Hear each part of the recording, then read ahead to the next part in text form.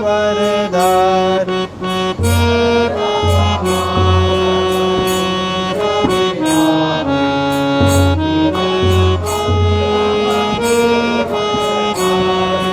जय राधा माधव कुंज बिहारी, गोपी जन वल्लभ गिरिवरधारी।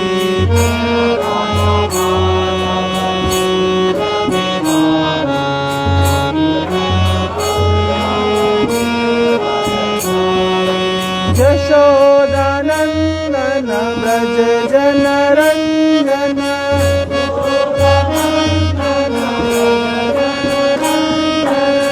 यशोदानंदन व्रज जनरंजन।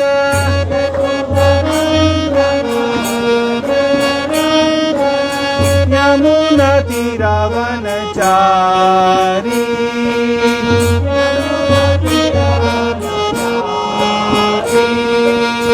यमुना तीरावनचारी।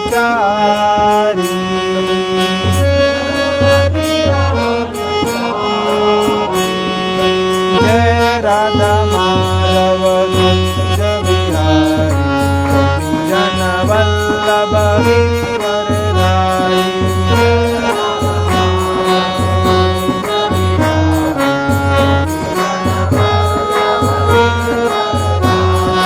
जय राधा माधव कुंज बिहारी, गोपी जन वल्लभ गिरिवरधारी।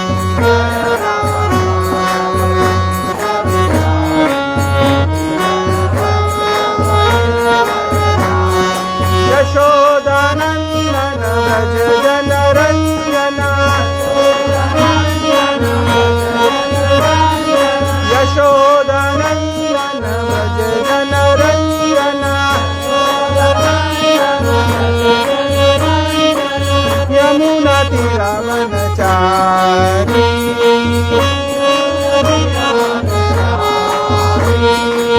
यमुना तीरावनचारी।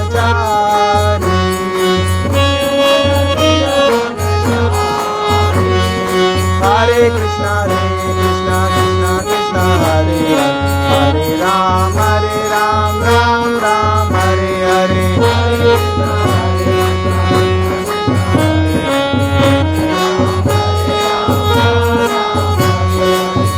कृष्णा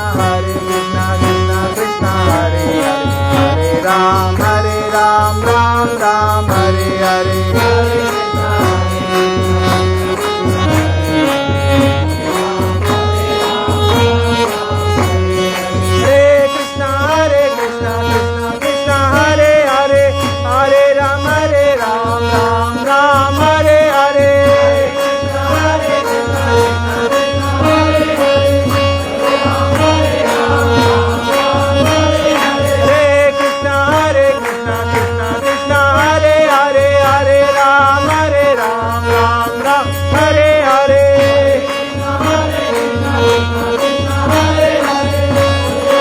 हरे हरे।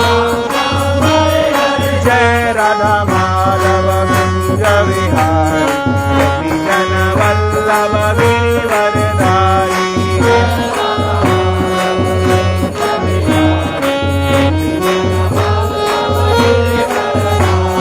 जय राधा माधव कुंज विहारी, गोपी जन वल्लभ गिरिवरधारी।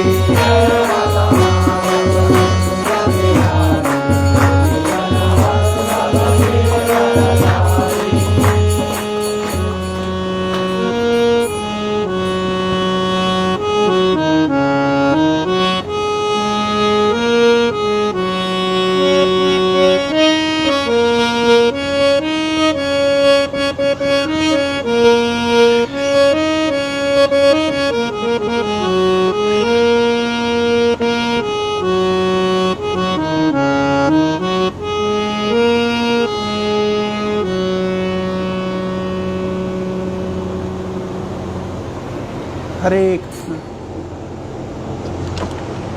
हरे कृष्ण। ओम अज्ञानतिमिरान्धस्य ज्ञानाञ्जनशलाकया चक्षुरुन्मिलितं येन तस्मै श्रीगुरवे नमः। श्रीचैतन्यमनोभीष्टं स्थापितं येन भूतले स्वयं रूप कदा मह्यं ददाति स्वपदान्तिकं। वन्देऽहं श्रीगुरो श्रीयुतापदकमल श्रीगुरून् वैष्णवांश्च श्रीरूपं साग्रजातं सहगण रघुनाथान्वितं तं सजीवं साद्वैतं सावधूतं परिजनसहितं कृष्णचैतन्यदेवं श्रीराधा कृष्णपादां सहगण ललिता श्रीविशाखावितां च। नमो ॐ विष्णुपादाय कृष्णपृष्ठाय भूतले श्रीमते भक्तिवेदान्त स्वामिन् इति नामिने। नमस्ते सारस्वते देवे गौरवाणी प्रचारिणे निर्विशेष शून्यवादी पाश्चात्य देशतारिणे।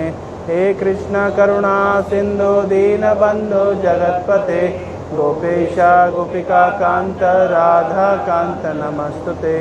तप्त कांचन गौरांगी राधे वृंदावनेश्वरी ते देवी प्रणमामि हरिप्रिये। वाञ्छाकल्पतरुभ्यश्च कृपा सिन्धुभैव च पतितानां पावनेभ्यो वैष्णवेभ्यो नमो नमः।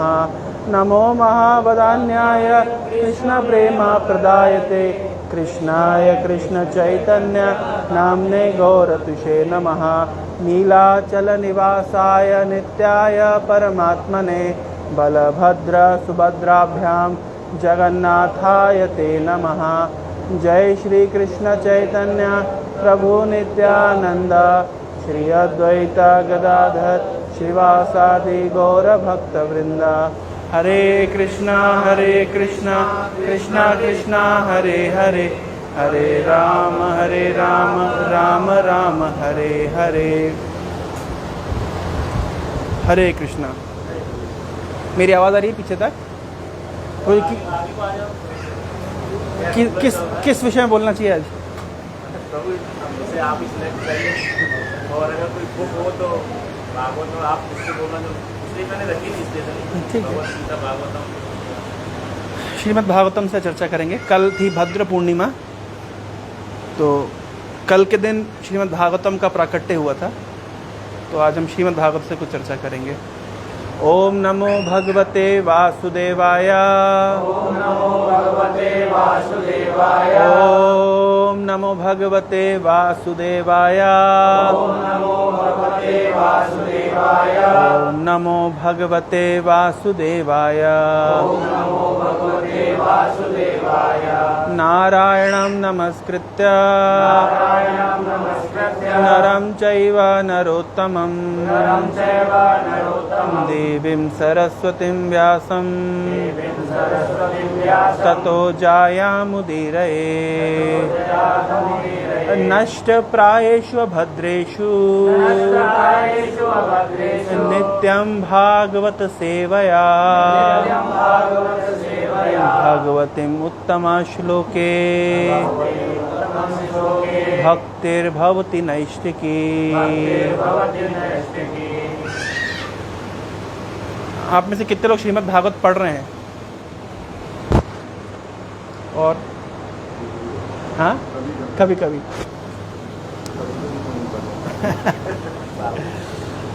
तो आज हम श्रीमद् भागवतम के महिमा को सुनेंगे और मुख्य उद्देश्य यह है सुनने का कि थोड़ी सी इच्छा जागृत हुए।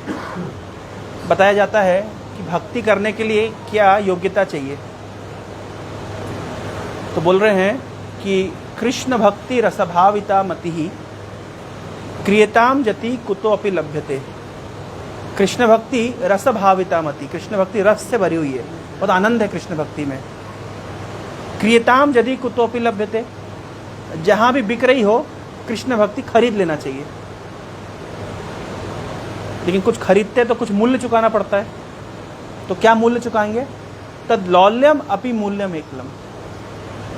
कृष्ण भक्ति का मूल्य क्या है? लौल्यम, लालच। चौकोस का ऐड आता था, चाहिए ही चाहिए। जब ये हृदय में वासना होती है चाहिए ही चाहिए, तब हृदय में कृष्ण भक्ति स्फुरित होती है, तब कृष्ण भक्ति प्राप्त करने के लिए व्यक्ति अधिकारी होता है।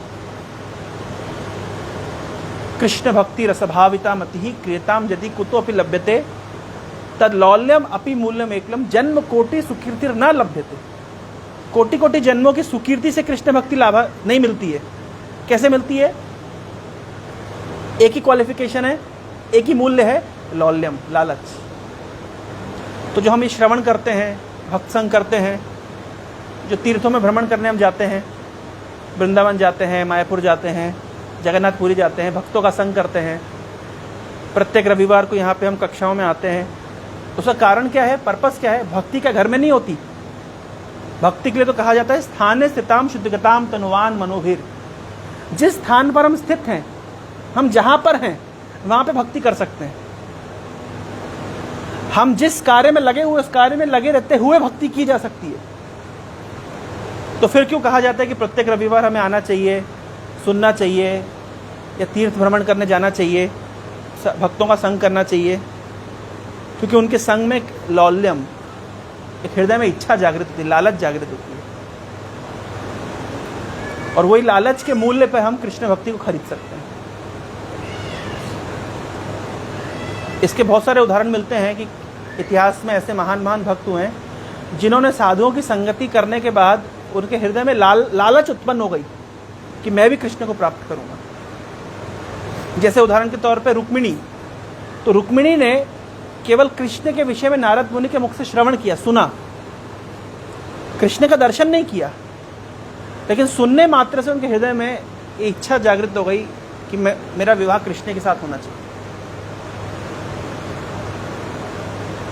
तो सुनने से, भक्तों का संग करने से, जब हम ब्रज की यात्रा करते, वृंदावन जाते हैं, तो हम देखते हैं वृंदावन में हर व्यक्ति, सरल से सरल व्यक्ति, लेकिन वो राधा रानी को, कृष्ण को अपना समझता है।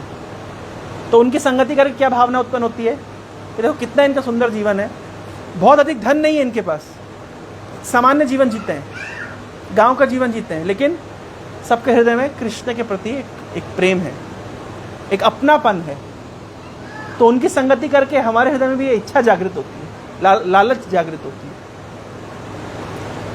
तो जब हम श्रीमद् भागवतम की महिमा को श्रवण करेंगे, या भक्ति की महिमा का श्रवण करेंगे, कि नाम की महिमा का श्रवण करेंगे, श्रवण करने का उद्देश्य क्या है?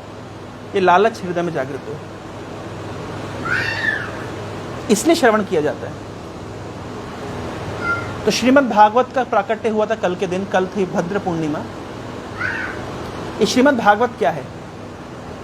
यह श्रीमद् भागवतम साक्षात भगवान का ही स्वरूप है। जैसे भगवान इस जगत में कई स्वरूपों में विद्यमान हैं, जैसे गंगा के रूप में भगवान विद्यमान है, जैसे नाम के रूप में भगवान विद्यमान है, उस तरीके से भगवान श्रीमद् भागवत के रूप में विद्यमान है। श्रीमद् भागवत के 12 स्कंद हैं। 12 स्कंदों में भगवान का पूरा रूप है। जैसे प्रथम स्कंद और द्वितीय स्कंद भगवान के 2 चरण कमल हैं।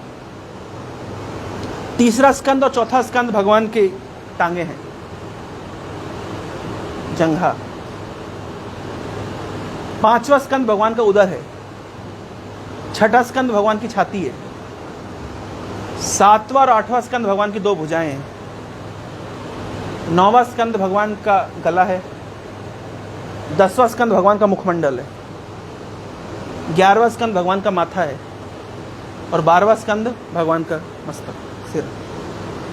तो इस तरीके से श्रीमद् भागवत साक्षात भगवान का ही स्वरूप है। ये पूछा गया श्रीमद् भागवतम में, एक प्रश्न उठा कि जब कृष्ण सुधाम उपगते, जब कृष्ण अपने धाम में वापस चले जाएंगे, ये चले गए, तो धर्म ने किसका आश्रय लिया? हम जानते हैं कि जब द्वापर युग के अंत में जब कृष्ण ने अपनी लीला करी, लगभग 125 साल भगवान कृष्ण ने संसार में लीला विलास किया, और उसके बाद भगवान अपने धाम में वापस लौट गए। तो जब भगवान अपने धाम में वापस लौट गए, तो अब धर्म ने किसका आश्रय लिया? तो किसका आश्रय लिया? श्रीमद् भागवत। वही साक्षात भगवान श्रीमद् भागवत के रूप में अपने आप को छोड़ गए। श्रीमद् भागवत के प्राकट्य के विषय में कथा तो आप सब जानते ही हैं कि परीक्षित महाराज को श्राप मिला। किसके द्वारा? श्रृंगी ऋषि के द्वारा, कि 7 दिन में उनकी मृत्यु हो जाएगी। ये परीक्षित का नाम परीक्षित कैसे पड़ा? क्योंकि जब परीक्षित अपनी मां उत्तरा के गर्भ में थे, उस समय अश्वत्थामा ने ब्रह्मास्त्र छोड़ा था, और ब्रह्मास्त्र जब छोड़ा था तो उत्तरा दौड़ते हुए श्री कृष्ण के पास आई। क्यों और किसी के पास नहीं गई थी? चाहती तो युधिष्ठिर के पास जा सकती थी, अर्जुन के पास जा सकती थी, भीम के पास जा सकती थी, लेकिन उत्तरा दौड़ते हुए से केवल कृष्ण के पास क्यों गई? क्योंकि उत्तरा को याद है कि जब मेरी सासू मां यानी द्रौपदी का चीरहरण हो रहा था, तो उस समय युधिष्ठिर वहीं पे थे, भीम भी थे, अर्जुन भी थे, बड़े बड़े दिग्गज भीष्म पितामह, द्रोणाचार्य, कृपाचार्य, कितने बड़े बड़े दिग्गज उस सभा में बैठे थे, लेकिन किसी की शक्ति नहीं थी मेरी रक्षा करने की। उस समय रक्षा किसने करी? कृष्ण ने। इसलिए उत्तरा कह रही हैं, पाहि पाहि महाजोगिन देव देव जगतपते ना अन्यद त्वद अभयम पश्ये यत्र मृत्यु परस्परम। आपको छोड़ करके मैं और किसी को नहीं देखती हूं जो मुझे अभय दान दे सके। ना अन्यद त्वद अभयम पश्ये, मैं नहीं देखती हूं कि आपको छोड़ करके और कोई व्यक्ति भी मेरी रक्षा करने के लिए सक्षम है। उस समय भगवान कृष्ण उत्तरा के गर्भ में प्रवेश करते हैं। भगवान रथ पे बैठे हुए हैं और हस्तिनापुर से द्वारका जाने के लिए तैयार बैठे हैं, और उस समय एक घटना हुई। तो दौड़ते उत्तरा कृष्ण के पास आ रही है, तो कृष्ण रथ पे भी बैठे हुए हैं और साथ में उत्तरा के गर्भ में भी प्रवेश कर गए। इसलिए कुंती महारानी कह रही है अंतर बहिर अवस्थितम, आप अंदर भी हैं, आप बाहर भी हैं। अंतर बहिर अवस्थितम।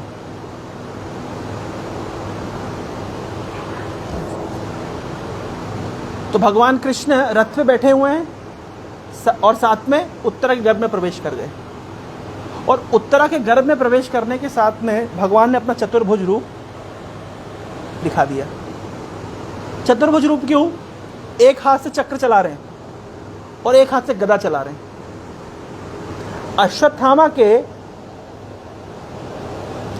अश्वत्थामा जो ब्रह्मास्त्र छोड़ा, उससे रक्षा करने के लिए भगवान एक हाथ से चक्र चला रहे हैं और एक हाथ से गदा चला रहे हैं। तो प्रश्न उठता है, क्या केवल चक्र चलाने से रक्षा नहीं होगी, या केवल गदा चलाने से रक्षा नहीं होगी? तो गदा भी चला रहे हैं और चक्र भी चला रहे हैं, ऐसा क्यों? तो आचार्य लोग बताते हैं कि मान लीजिए छोटे बच्चे को जब चोट लग जाती है, तो माँ क्या करती है? माँ खुद भी इलाज करेगी, छोटे बच्चे पिताजी को भी बुलाएगी, दादाजी को भी बुलाएगी, अड़ोसी पड़ोसी को भी बुलाएगी, डॉक्टर को भी फोन लगाएगी, क्योंकि माँ का इतना वात्सल्य है। माँ के द्वारा किया गया इलाज अपने आप में सफिशिएंट है, लेकिन फिर भी माँ का इतना प्रेम है कि माँ पैनिक हो जाती है, वो सबको आवाज लगाएगी, जो जो चिल्लाएगी सबको बुलाएगी, आओ आओ, अरे गिर गया, चोट लग गई इसको। इस प्रकार से भगवान का चक्र भी सफिशिएंट है, गदा भी सफिशिएंट है, भगवान स्वयं भी सफिशिएंट है। गदा चक्र ना हो तो इच्छा मात्र से भगवान रक्षा कर सकते हैं, लेकिन चक्र भी चला रहे हैं, गदा भी चला रहे हैं, दिखाने के लिए कि वो अपने भक्त परीक्षित से कितना प्रेम करते हैं।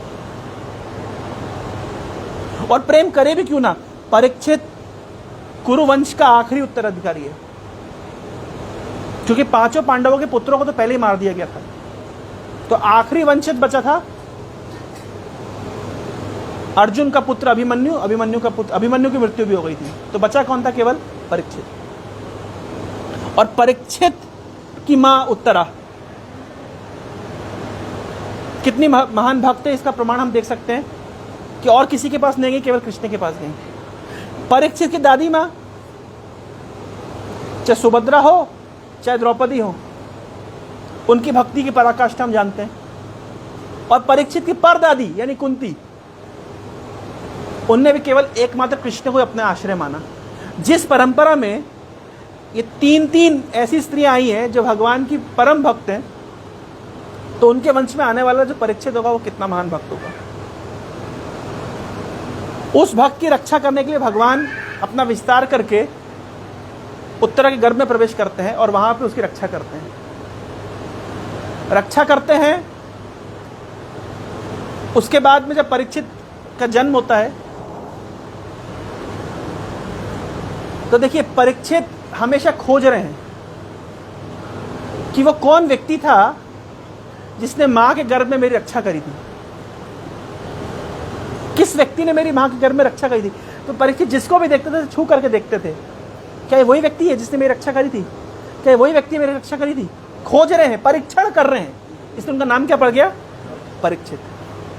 जो परीक्षण कर रहे हैं इसलिए उनका नाम पड़ गया परीक्षित। तो एक दिन कृष्ण के संपर्क में आ गए परीक्षित और देखा, छू करके देखा, आंख से देखा, याद आ गया, हाँ ये वही व्यक्ति जिसने मेरी रक्षा करी थी। इसलिए परीक्षित का नाम पड़ गया परीक्षित, जो परीक्षण करते हैं। विष्णु रात, जिसकी रक्षा करी थी भगवान विष्णु ने। तो परीक्षित की रक्षा करी थी भगवान ने। उसके बाद परीक्षित, क्योंकि पांडवों के वंश के आखिरी उत्तराधिकारी थे, युधिष्ठिर महाराज जब जंगल में चले गए तो स्वाभाविक रूप से राज्य शासन परीक्षित के कंधों पर आया और बहुत ही सुंदर तरीके से राज्य शासन करते भी थे। युधिष्ठिर महाराज के शासन के विषय में कहा जाता है कि गाय इतना दूध दिया करती थी कि जो घास होती थी वो पानी से गीली नहीं होती थी, दूध से गीली होती थी। जब राजा अच्छा होता है तो प्रकृति इतना कुछ देती है कि कभी बीमारियां नहीं होती है, भूखमरी नहीं होती है, किसी प्रकार की कमी नहीं होती है। गाय इतना दूध दिया करती थी कि जो चरवाहे, जो घास थी वो दूध से गीली होती थी।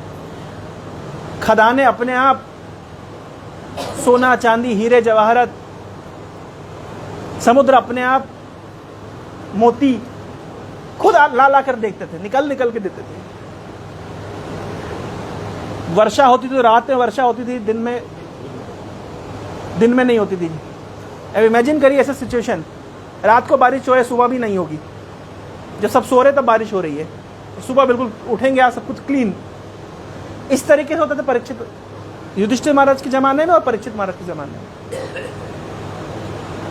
जितना धार्मिक राजा होता है उतने अधिक प्रजा सुखी होती है, क्योंकि प्रकृति मदद करती है। तो परीक्षित के राज्य में इस तरह होता था, क्योंकि वे धार्मिक राजा थे। और परीक्षित के राज्य में किसी प्रकार का पाप कर्म नहीं था, किसी प्रकार का नशा नहीं, जुआ नहीं, अवैध संग नहीं, मांसाहार नहीं। इस प्रकार से धार्मिक राजा के निर्देशन में बहुत अधिक सालों तक धरती चलती रही। लेकिन एक बार ऐसी घटना हो गई। क्या घटना हुई कि परीक्षित गए शिकार खेलने के लिए।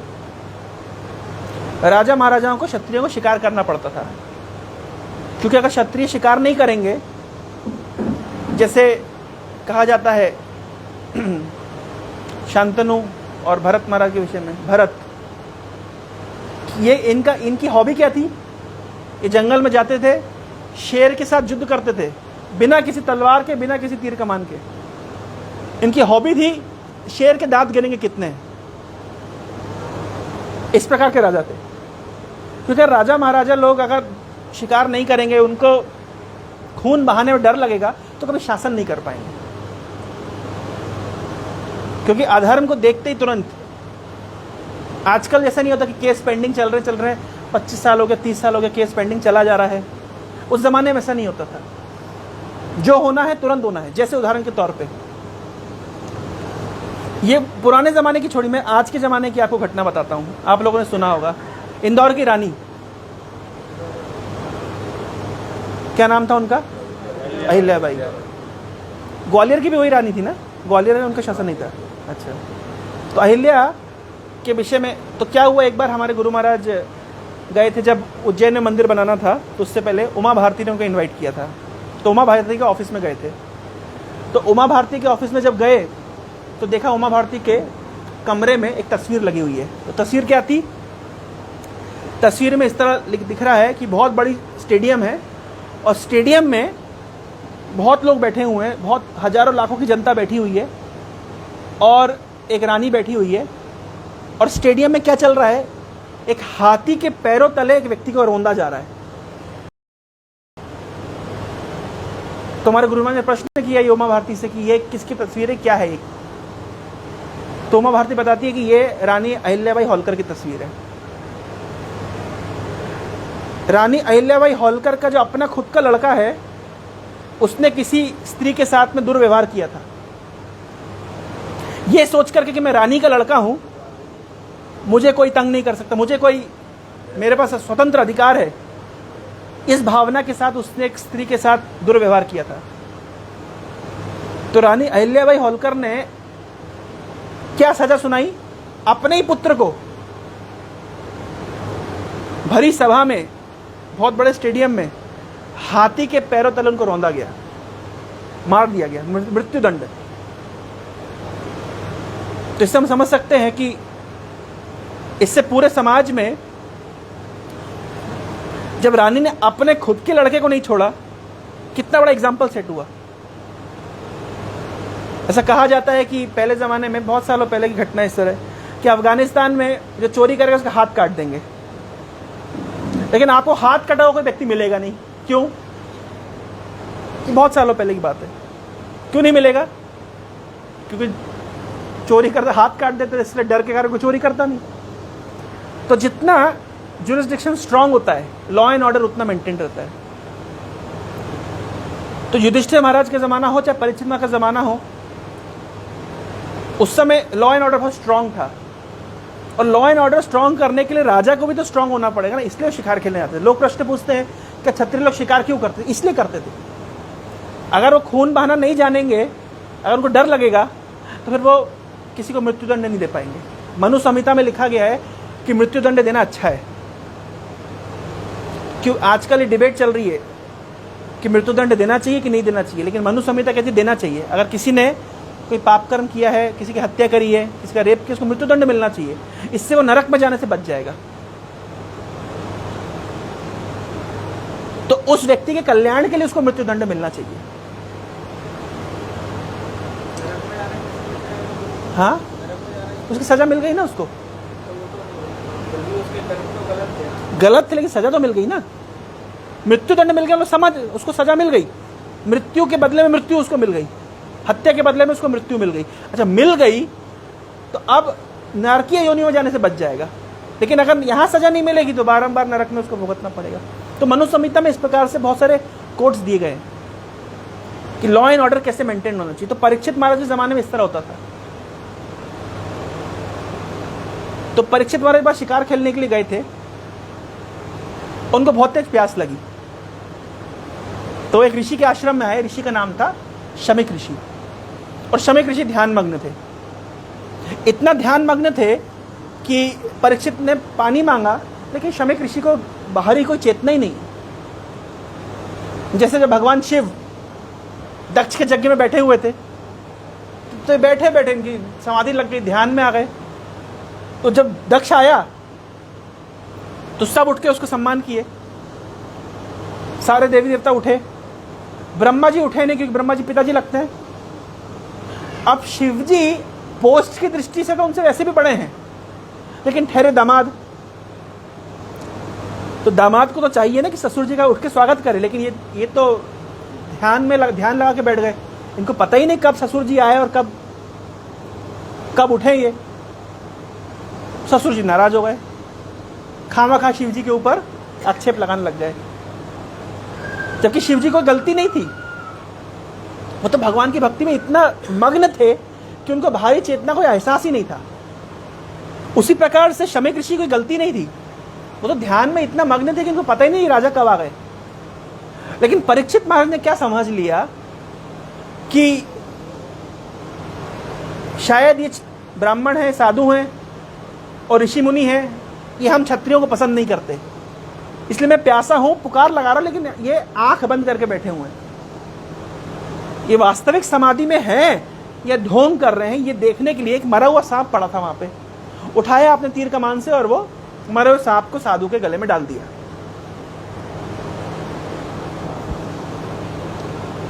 और वहां से चले गए। ये घटना होने के बाद शमीक ऋषि के लड़का श्रृंगी उस समय नदी में स्नान कर रहा था। उसके कुछ मित्र खेलते हुए पहुंचे उसके पास और जाकर के बोलते, पता है तुम्हारे पिताजी के साथ वो राजा ने कैसा व्यवहार किया, एक मरा हुआ सांप तुम्हारे पिताजी के गले में डाल दिया और खूब भड़का दिया उसको। छोटा सा लड़का था लेकिन ब्राह्मण था, तेज था।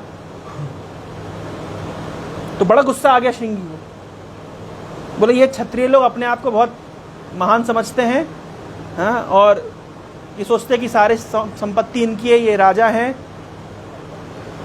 और इस तरीके से अपनी शक्ति का, अपने बल का, अपने धन का इनको बहुत अभिमान है और इसलिए इन्होंने हमारे पिताजी के साथ इस तरह व्यवहार किया। इस तरीके से मन गढ़ंत कंक्लूजन निकाल करके खड़े खड़े श्रृंगी ऋषि ने श्राप दे दिया कि जिस भी राजा ने इस प्रकार से मेरे पिता के साथ दुर्व्यवहार किया 7 दिन में उसकी मृत्यु हो जाए।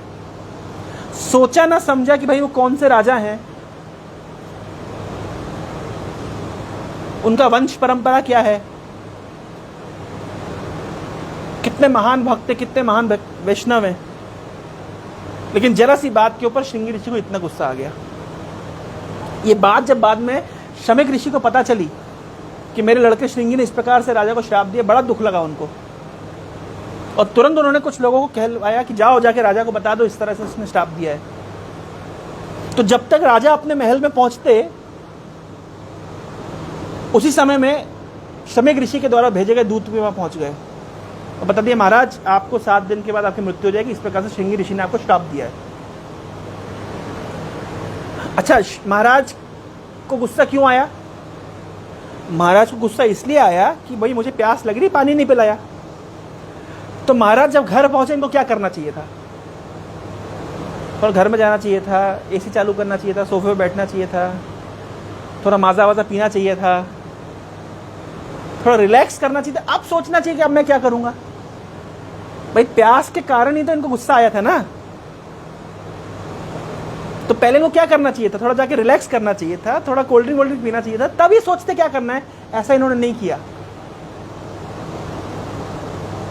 ये घर के बाहर खड़े खड़े इन्होंने अपने लड़के जन्मेजय को बोल दिया, जन्मेजय तुम राजा बन जाओ, मैं जा रहा हूं,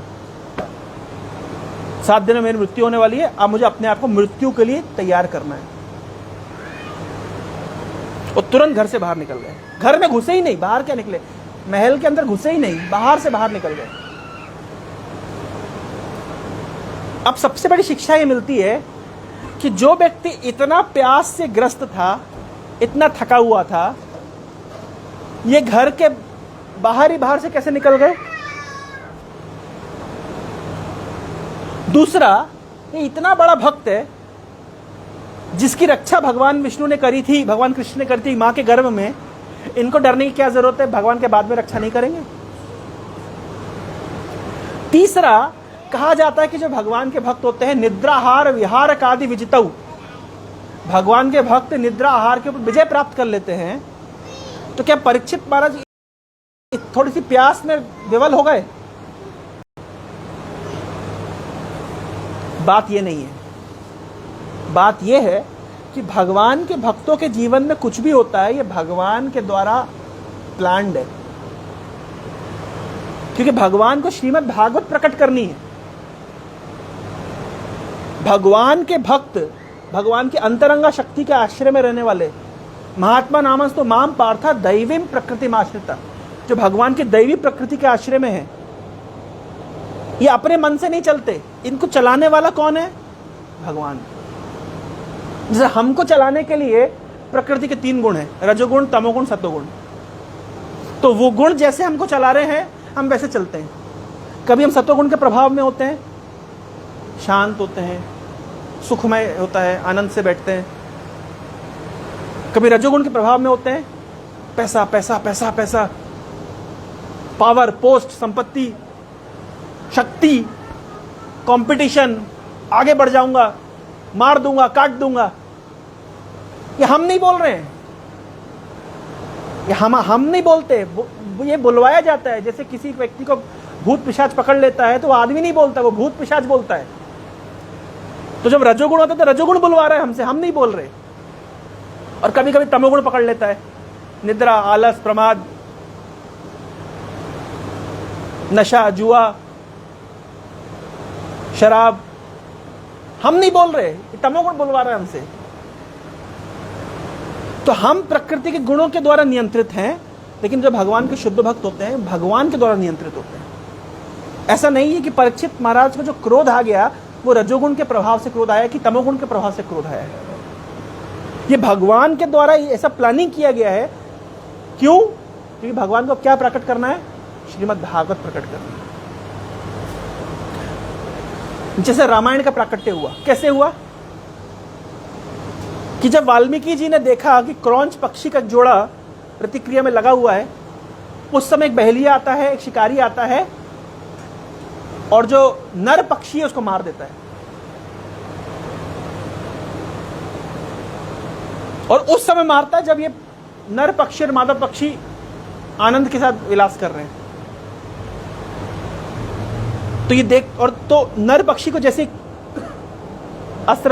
तीर लगता है, उसके शरीर से लहू लुहान खून बहने लगता है और मादा पक्षी उसको देख करके विवल होती है, चीखती है, चिल्लाती है।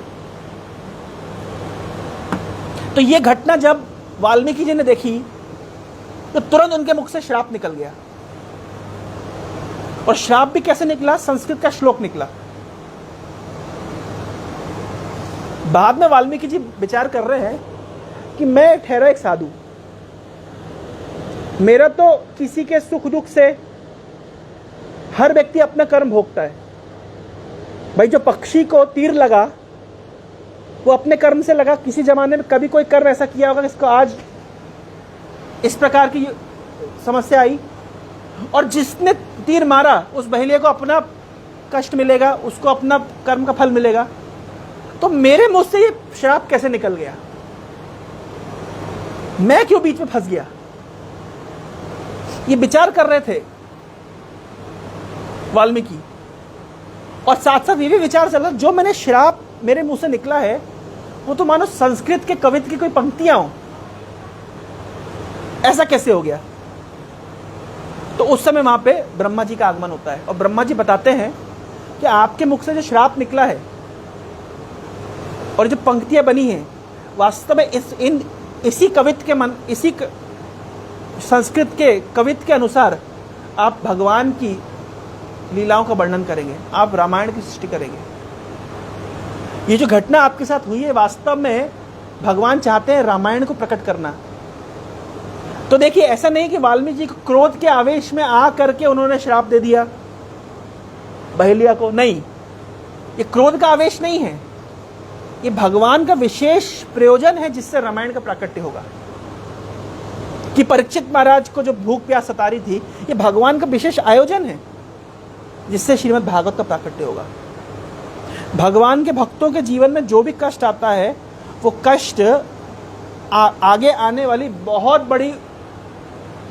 बड़ी जो कहते हैं सफलता का सूचक है। जैसे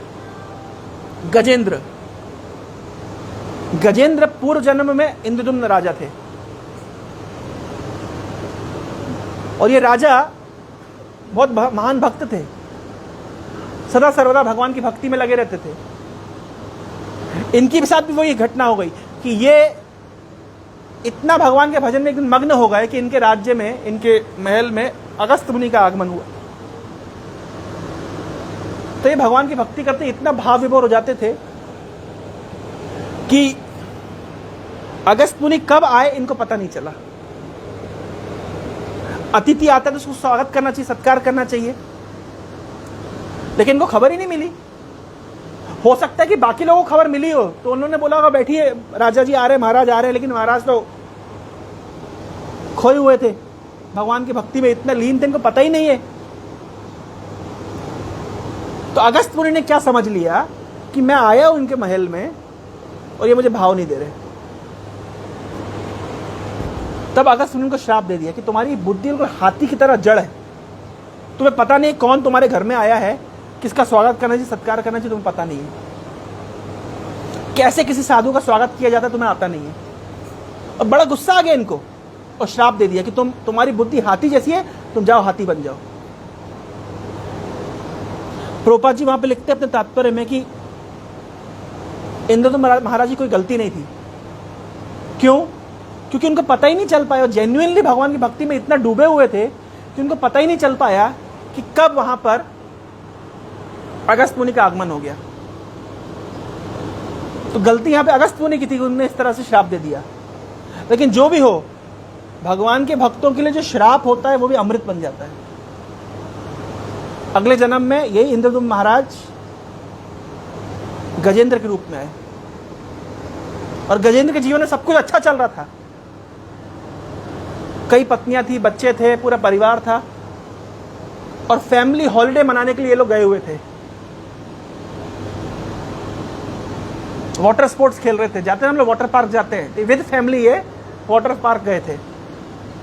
अपना सूंड से पानी उठा उठा के फेंक रहे हैं, नाच रहे, गा रहे, खेल रहे, कूद रहे, खा रहे, पी रहे, बड़े मस्ती में।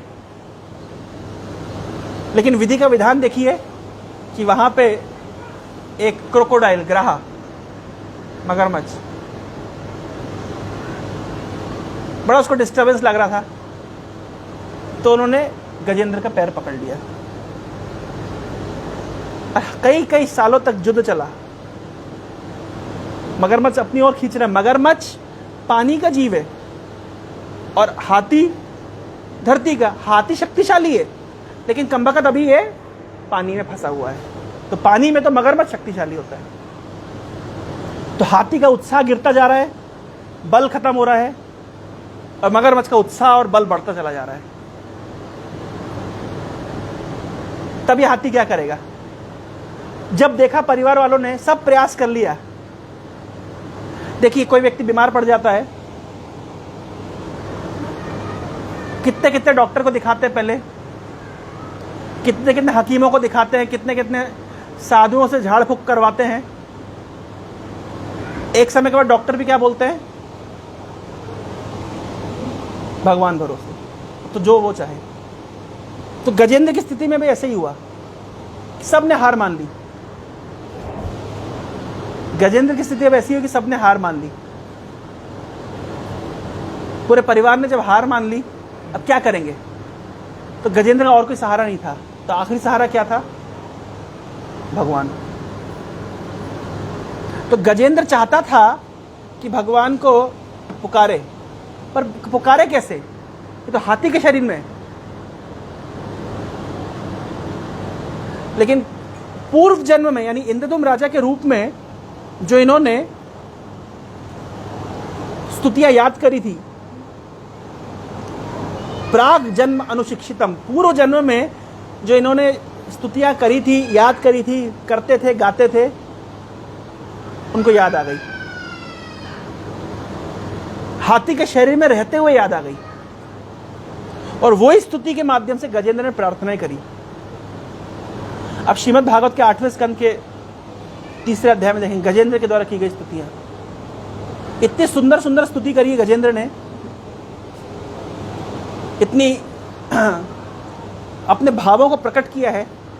सभी वैदिक शास्त्रों का सार है जो गजेंद्र की स्तुतियों के माध्यम से श्रीमद् भागवत में मिलता है।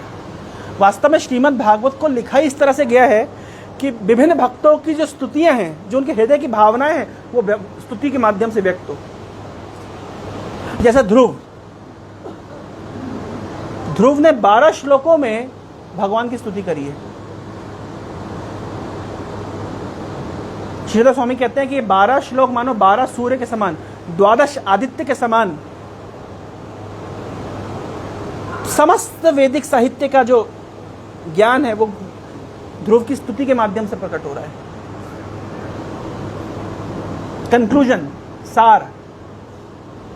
तो श्रीमद् भागवत को इसी तरह से लिखा गया है, कंपाइल किया गया है कि बहुत सारे भक्तों की स्तुतियां वहां पे उद्घोष वहां पे प्रस्तुत है। तो गजेंद्र ने जो पूर्व जन्म में स्तुति करना सीखा था, वो हाथी के शरीर में रहते हुए उन्होंने भगवान को अर्पित किया और उसके बाद में अपनी सूंड से एक कमल का फूल उठा करके भगवान को अर्पित किया। ऐसा कहा जाता है कि भगवान को जब अर्पित किए गजेंद्र ने इस प्रकार से फूल, तो वैसे तो भगवान गरुड़ पर विराजमान होकर के किसी भक्त के पास पहुंचते हैं, लेकिन सबसे पहले तो भगवान ने, सूरदास जी लिखते हैं कि भगवान ने चप्पल नहीं पहनी। तो इतना टाइम नहीं था कि मैं जाऊं चप्पल पहनूं कि जूते की लेस बांधूं, इतना टाइम नहीं था। गजेंद्र की पुकार को सुन करके भगवान इतने द्रवित हो गए कि उनके पास जाकर के जूते की लेस बांधने का टाइम नहीं था। छोड़ो, चप्पल नहीं पहनी। उसके बाद में जाना कैसे है भाई? गरुड़ के ऊपर सवार होकर के जाना है। तो गरुड़ के ऊपर सवार हुए भगवान, जब गरुड़ के ऊपर सवार होकर के जा रहे हैं, समस्या यह है कि भगवान को अनुभव हो रहा है कि गरुड़ की स्पीड बड़ी कम है। यानी जिस भावना के साथ गजेंद्र पुकार लगा रहे हैं, गरुड़ की जो स्पीड है वो उतनी नहीं है। तो सूरदास जी तो ये लिखते हैं कि भगवान ऐसे दौड़ लगाए, चप्पल को अलग छोड़े और गरुड़ को बोले तुम मेरे पीछे बैठो। तुम गरुड़ का हाथ पकड़ के भगवान दौड़ लगा के गए।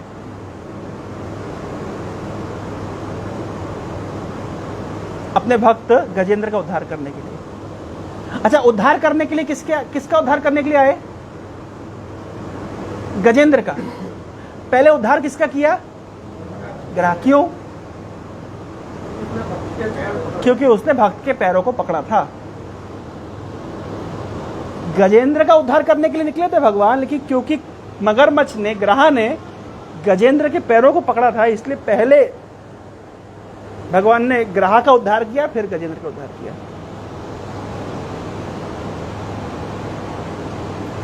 तो गजेंद्र, जो महाराज इंद्रदुम्न थे, इतने बड़े भक्त थे, उनको श्राप मिला। प्रश्न उठता है, भक्तों को श्राप कैसे मिल गया? भक्त के जीवन में इतनी बड़ी समस्या कैसे आ गई? अरे वो समस्या, जो समस्या भक्त के जीवन में आती है, वो समस्या भक्त को भगवान के और निकट ले आती है। इसलिए भगवान अपने भक्तों के जीवन में समस्या आने देते हैं। लोग साधारणतः लोग भक्ति क्यों करते हैं? हमारा जो साधारण कॉन्सेप्शन है भक्ति का, सुख संपत्ति घर आवे, कष्ट मिटे तन का। हमारी भक्ति का जो कारण वो क्या है? सुख संपत्ति घर आए और शरीर का कष्ट मिट जाए। लेकिन ऐसा कौन सा जरा भक्त जरा बताइए कि सुख संपत्ति घर आई और शरीर का कष्ट मिट गया हो? भीष्म पितामह इतने बड़े भक्त हैं, शरीर का कष्ट कैसा बाणों के शैया पर लटा दिया। ये दे रहे भगवान अपने भक्त को। सुन के आश्चर्य होता है ना, पांडवों ने कितनी भक्ति करी है, कितना प्रेम है इनका, और क्या दिया भगवान ने इनको? केवल कष्ट। तो ये कैसी बात हुई? बड़ा अजीब लगने लगता सुन करके कि भक्ति करने से सुख संपत्ति घर आती है, कष्ट मिटता है। इसलिए तो भक्ति सब करते हैं, लेकिन अगर इन भक्तों के जीवन में आप देखिए तो कहां है सुख संपत्ति? बेचारे जंगल में भटक रहे हैं। ये बात, ये संवाद हो रहा है भीष्म पितामह के बीच में और पांडवों के बीच में। भीष्म पितामह चाहते थे, भगवान कृष्ण ने कहा महाभारत के युद्ध के बाद कि चलो हम भीष्म पितामह से मिलने जाएंगे। और कैसे चलना है? तो युधिष्ठिर महाराज ने कहा कि तुमको राजसी ठाट में चलना है, बिल्कुल कवच वच कुंडल उंडल धारण करके, मुकुट पहन करके। अभी आप किसी से मिलने के लिए हॉस्पिटल में जाएंगे तो क्या तैयार होकर सज धज के जाएंगे? माताजी लोग लिपस्टिक विपस्टिक लगा करके पार्टी में थोड़ा जा रहे हैं, हॉस्पिटल जा रहे हैं। भीष्म पितामह शरशैया पे लेटे हुए हैं, कितना कष्ट में है, और इनसे मिलने के लिए भगवान कह रहे ड्रेसिंग करो बढ़िया वाली, थोड़ा मेकअप वेकअप करा करके, बिल्कुल ब्यूटी पार्लर में हो करके थोड़ा सा फेशियल वेशियल करा के चलना है। क्यों भाई, ऐसा क्यों? क्योंकि भीष्म पितामह की इच्छा थी कि मैं पांडवों को इसी रूप में देखना चाहता हूं। और भगवान क्योंकि सभी के सर्वस्व चाहमिति सन्नविष्टो मत्ता स्मृतिर ज्ञान अपोनम, मैं सभी के हृदय में विद्यमान हूं। भगवान जानते हैं भीष्म पितामह की क्या इच्छा है, और उस इच्छा की पूर्ति करने के लिए भगवान जानते हैं भीष्म के हृदय में क्या है। भगवान पांडवों कह रहे हैं तैयार होकर सज धज के चलो। और जब भीष्म देख रहे सज धज के पांडव लोग बिल्कुल राज से ठाट से आ रहे हैं, युधिष्ठिर महाराज चल रहे हैं और पीछे कृष्ण भी चल रहे हैं हाथ जोड़ करके बड़े भैया के पीछे। यही देखने के लिए तो भीष्म पितामह चाहते थे। तो भगवान अपने भक्त की इच्छा कैसे पूर्ति करते हैं? इस तरह। तो भीष्म पितामह युधिष्ठिर को कह रहे हैं, तुम साक्षात धर्म के अवतार हो, अधर्म तुमको छू नहीं सकता। भाई व्यक्ति कष्ट क्यों भोगता है अपने इस जीवन में? कि कुछ अधर्म किया है, उसका फल स्वरूप कष्ट भोगता है। तुम तो साक्षात धर्म के अवतार हो, तुम कैसे कष्ट? तो तुम्हारा जो कष्ट है ये तुम्हारे कर्मों का फल नहीं है। इस सामान्यता एक व्यक्ति कष्ट भोगता है उसके बुरे कर्मों के फल स्वरूप। लेकिन तुम्हारे जीवन में जो इतना कष्ट आया, ये कष्ट तुम्हारे कर्मों का फल नहीं है। तो फिर तुम्हारे जीवन में इतना कष्ट क्यों आया? कि प्रहलाद के जीवन में इतना बड़ा कष्ट आया कि इतना बड़ा भक्त है लेकिन पिताजी उसको मारने पे तुले हुए हैं। क्या गलती है उसकी? भगवान का भजन कर रहा है। आप किसी भी भक्त के जीवन की कथा उठा के देख लीजिए, एक ही शिक्षा मिलती है, बड़ा कष्ट आया उनके जीवन में। प्रभुपाद जी के जीवन को देख लीजिए, अगर प्रभुपाद जी के जीवन में कष्ट नहीं आया होता, अगर प्रभुपाद जी की धर्मपत्नी ने, प्रभुपाद जी ने जो हम गीता पढ़ते हैं ये सेकंड टाइम लिखी है, फर्स्ट टाइम जो प्रभुपाद जी ने गीता लिखी वो तो कहाँ खो गई पता ही नहीं। अपने गृहस्थ आश्रम में रहते हुए प्रभुपाद जी ने गीता की पहली कमेंट्री लिखी थी, वो तो कहाँ खो गई पता नहीं। प्रभुपाद जी के भाई श्रीमद् भागवत थी, इनकी धर्मपत्नी ने चाय और बिस्कुट खरीदने के लिए, टोस्ट खरीदने के लिए बेच दी।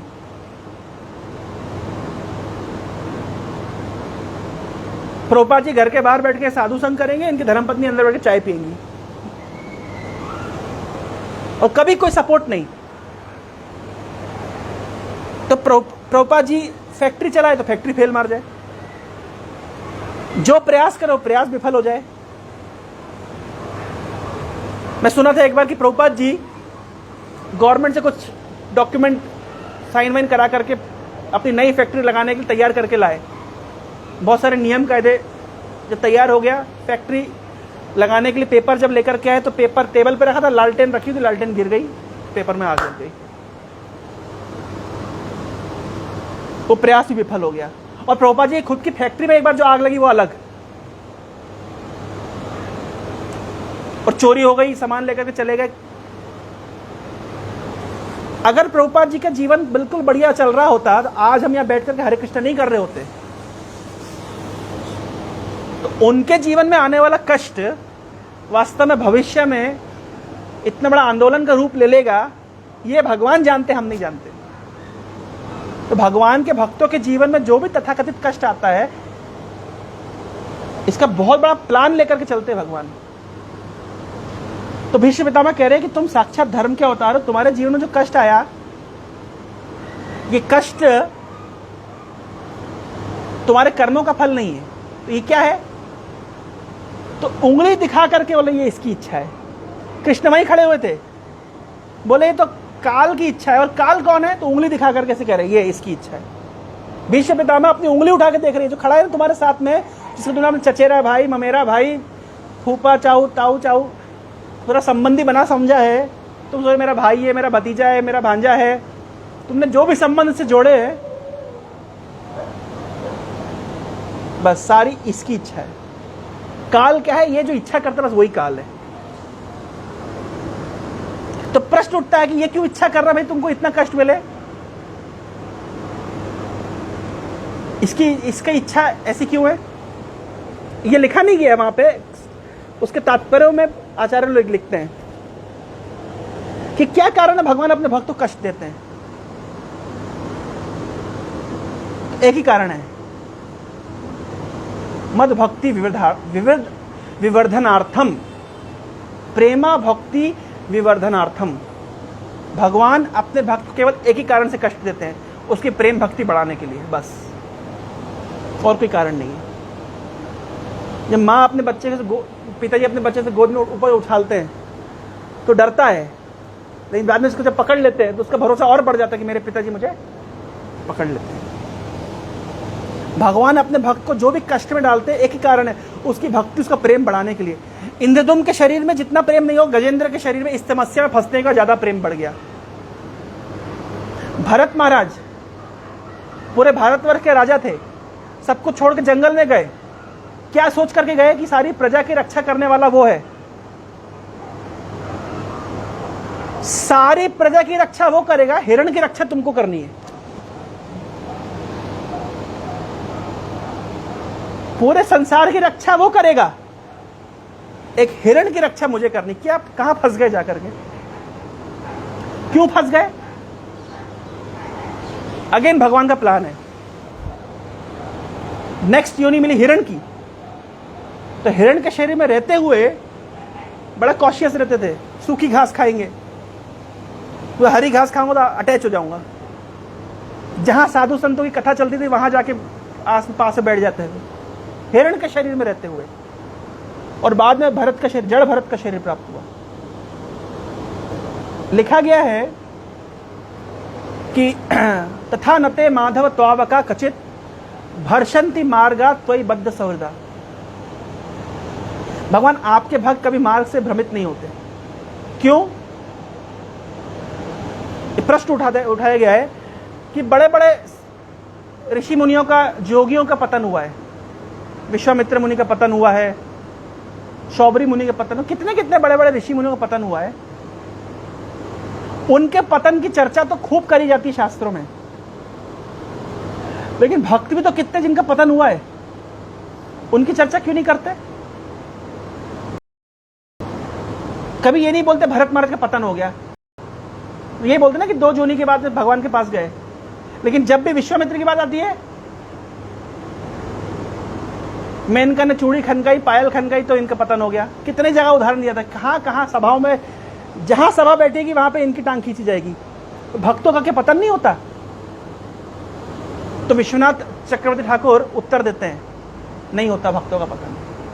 क्यों नहीं होता? तथा नते माधव, होता है उनके जैसा पतन नहीं होता। नते माधव तावका क्वचित, होते कभी कभी पतन हो जाता है, उनके जैसा नहीं। भर्षंति मार्गा त्वयि बद्ध सहृदा, कभी कभी मार्ग से भ्रमित होते हैं लेकिन फिर वापस आ जाते हैं। क्यों वापस आते हैं? त्वयि बद्ध सहृदा, अरे इनका दिल आपसे बंधा हुआ है।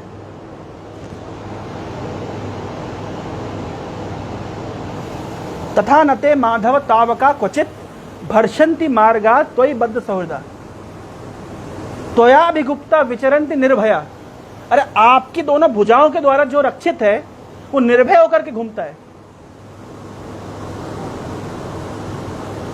तो भक्त का पतन नहीं होता। तो उस श्लोक के, ये गर्भ स्तुति में लिखा गया श्लोक, जब भगवान कृष्ण माता के गर्भ में है तब देवता लोग स्तुति कर रहे हैं, तो उस स्तुति में ये श्लोक आता है।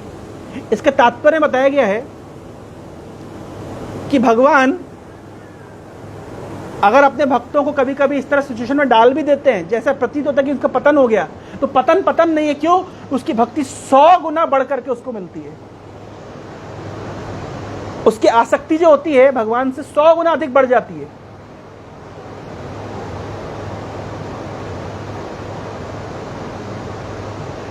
तो बताइए पतन कहां हुआ? तो इंद्रदुम्न महाराज, गजेंद्र के शरीर में 100 गुना भक्ति बढ़ गई।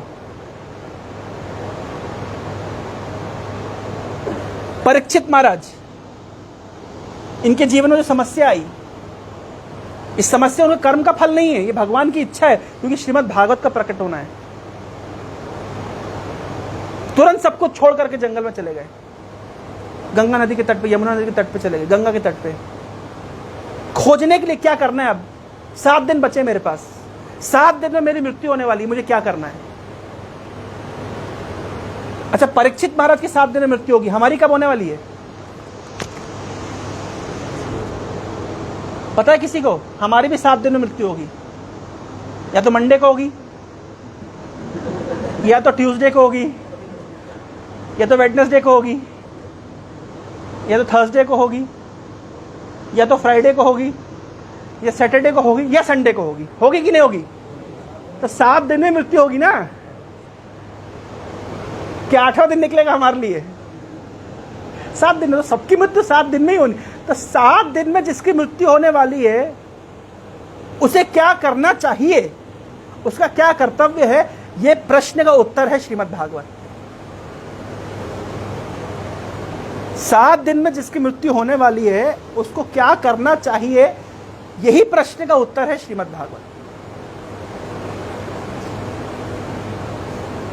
बहुत लोग आए परीक्षित को अलग अलग तरीके समझाने के लिए, अरे तुम परीक्षित यज्ञ करवा लो, दान दे लो, तप कर लो, योग कर लो, तीर्थ भ्रमण कर लो, नदियों में स्नान कर लो, कितने कितने तरीके बताए। परीक्षित ने कहा ये सब चीजें करने के लिए ये ठीक नहीं है, ये मैं आशा नहीं कर रहा हूं। क्योंकि परीक्षित जानते थे कि जीवन का लक्ष्य तो भगवान का भजन करना ही है। तो ये ऐसा कोई सदगुरु मिल जाए कि जो भगवान की भक्ति का उपदेश दे, जिस इसकी खोज परीक्षित को है। तो सौभाग्य से उनकी मुलाकात होती है शुकदेव गोस्वामी से। तब शुकदेव गोस्वामी परीक्षित को श्रीमद् भागवत का उपदेश करते हैं। शुकदेव गोस्वामी के बाद देवता आए, उन्होंने कहा एक काम करिए, हम परीक्षित को अमृत पिला देंगे, श्रीमद् भागवत आप हमें सुना दीजिए। शुकदेव गोस्वामी गुस्सा आ गया, बोले निकलो यहां से, दफा हो जाओ, खबरदार सभा में बैठे, यहां सभा में तुम्हारी जगह नहीं है। किसी भी देवता को भगवान शुकदेव गोस्वामी ने बैठने नहीं दिया, निकलो यहां से। मतलब तुम लोगों की इतनी बुद्धि जड़ है कि तुम अपने स्वर्ग के तथाकथित अमृत से श्रीमद् भागवत की तुलना कर रहे हो। कहां स्वर्ग का तुम्हारा कचरा और कहां श्रीमद् भागवत, तो शर्म नहीं आती। खूब गुस्सा आ गया, शुकदेव गोस्वामी को भगा दिए, भगो यहां से। ये जो स्वर्ग का अमृत है, एक कुछ समय के लिए शरीर को पोषण दे सकता है, कुछ समय के लिए आयु बढ़ा सकता है। ब्रह्मा जी तक की आयु दे सकता है। चलिए, क्या जन्म मृत्यु के चक्र से तार सकता है? अरे जो देवता खुद जन्म मृत्यु में फंसे हुए हैं, क्या उनका अमृत क्या इतनी शक्ति रखता है? नहीं। और चलिए जन्म मृत्यु से चक्र छोड़िए, क्या कृष्ण भक्ति देने की सक्षमता रखता है ये अमृत? ये सक्षमता श्रीमद् भागवत की है। आप तथाकथित किसी भी साधु के पास जाएंगे तो आपको बताएगा जीवन का लक्ष्य है मुक्ति प्राप्त करना। मुक्ति माने मुक्त होना चाहते हैं। किससे मुक्त होना चाहते हैं ये समझना चाहिए। मुक्ति क्या होती है? बोल तो हम देते हैं कि अरे मुक्ति चाहिए, मोक्ष चाहिए। मुक्ति है क्या? भाई कोई व्यक्ति जेल में फंसा हुआ है, मानो परिजन ने प्रभु ने किसी को जेल में डाल दिया। अच्छा, जेल में जो है वो कहता है ना कि मुझे मुक्ति चाहिए। तो अगर हमें मुक्ति चाहिए, इसका मतलब हम कहां हैं? जेल में। तो पहले तो ये समझना पड़ेगा जेल है। पहले तो ये समझना पड़ेगा कि संसार क्या है? जेल है। तो श्रीमद् भागवत पहले तो ये समझाता है। भगवत गीता में तो यही भगवान बता रही है जेल है। अब हम, अच्छा बड़े आश्चर्य की बात है, कोई व्यक्ति जेल के अंदर फंसा हुआ है, जेल में है। अच्छा, जेल में भी अलग अलग कैटेगरी होती है। कैसी कैटेगरी होती है? एक तो ऐसा जेल होता है पंखा नहीं कि कूलर नहीं, नीचे सोना पड़ेगा, कच्ची रोटी मिलेगी, ऐसे ही होता है ना। तो जेल अलग अलग कैटेगरी के जेल होते हैं। हमारा तो अनुभव नहीं है, आप बताएंगे सही होगा। एक थोड़ा बेटर जेल होता है, थोड़ा पंखा होता है, कुर्सी उर्सी होती है, थोड़ा खाने का स्टैंडर्ड थोड़ा बेटर होता है। सेकंड क्लास जेल के। तो एक वीआईपी जेल होता है। जो बड़े बड़े ढोंगी गुरु होते हैं वो कौन से जेल में जाते हैं? तो वीआईपी जेल में जाते हैं। वो होता जेल है लेकिन एसी वेसी लगा है, टीवी भी है, न्यूज़पेपर भी आ रहा है, खाने पीने की अच्छी व्यवस्था है। तो 3 कैटेगरी के जेल है, third class jail, second class jail और फर्स्ट क्लास जेल। तो सामान्यतः लोग क्या सोचते हैं कि अभी मैं थर्ड क्लास जेल में हूं, मुझे 50,000 रुपये महीना मिलता है, अगर मेरी तनख्वाह 1.5 लाख रुपए महीना हो जाएगी तो मेरा जीवन बड़ा सुखी हो जाएगा। माने मैं अभी थर्ड क्लास जेल में हूं, अगर मैं सेकंड क्लास जेल में आ जाऊंगा तो मेरा जीवन सुखी हो जाएगा। तो इस प्रकार के व्यक्ति का उद्देश्य जेल से बाहर निकलना नहीं है। क्या है? थर्ड क्लास जेल से सेकंड क्लास जेल में आना। कोई सोचता नहीं मेरी 1.5 लाख तनख्वाह है, तो अगर मेरा 12-15 लाख का पैकेज हो जाएगा तो मेरा जीवन बड़ा सुखी होगा। तो वो सेकंड क्लास जेल से फर्स्ट क्लास जेल में आना चाहता है। मेरी एक फैक्ट्री लग जाएगी, एमएलए की सीट मिल जाएगी, पर क्या टिकट मिल जाएगी, तो रहना जेल में ही है, लेकिन अलग अलग स्टैंडर्ड। जैसे मान लीजिए किसी को हथकड़ी बंधी है लोहे की, किसी को हथकड़ी बंधी है चांदी की, और किसी को हथकड़ी बनी है सोने की। कौन सुखी है? कौन सुखी है? आप बोले कोई सुखी नहीं। मन ही मन सब बोल रहे हो सोने की हथकड़ी, लेकिन है हथकड़ी, लेकिन कौन सी हथकड़ी है? सोने की। तो श्रीमद् भागवत का उद्देश्य ये नहीं कि अभी लोहे की हथकड़ी बंधे तो आपको लोहे की हथकड़ी से छुड़ा करके सोने की हथकड़ी पहना दें। नहीं, कैसे हथकड़ी से छूटेंगे, कैसे जेल से छूटेंगे, इसको कहते हैं मुक्ति। जब हम कहते हैं ना मुक्त होना है, तो भाई मुक्ति की आशा वही रख सकते हैं जिसको ये अनुभव हो कि ये जेल है। हम तो जेल में इतना कंफर्टेबल हैं, जेल में जो ज्यादा समय बिता लेता है ना, तो वो जेल का दादा बन जाता है। उसको जी हजूर, जो पुराने कैदी होते, जो नए वाले आते हैं, उसको सलाम ठोकते हैं। ये ज्यादा दिन बिता लिया है, जेल का दादा बन गया है। तो अब इसकी जेल से बाहर निकलने की इच्छा नहीं है, ये जेल में कंफर्टेबल है। तो समझ आ रहा है? तो अगर हम कहते हैं भाई मुक्ति चाहिए, तो पहले समझना पड़ेगा ये जेल है। तो प्रभुपाद जी लिखते हैं अपने तात्पर्य में कि जो वास्तव में भाग्यशाली है उसको यह अनुभव होगा कि ये जेल है।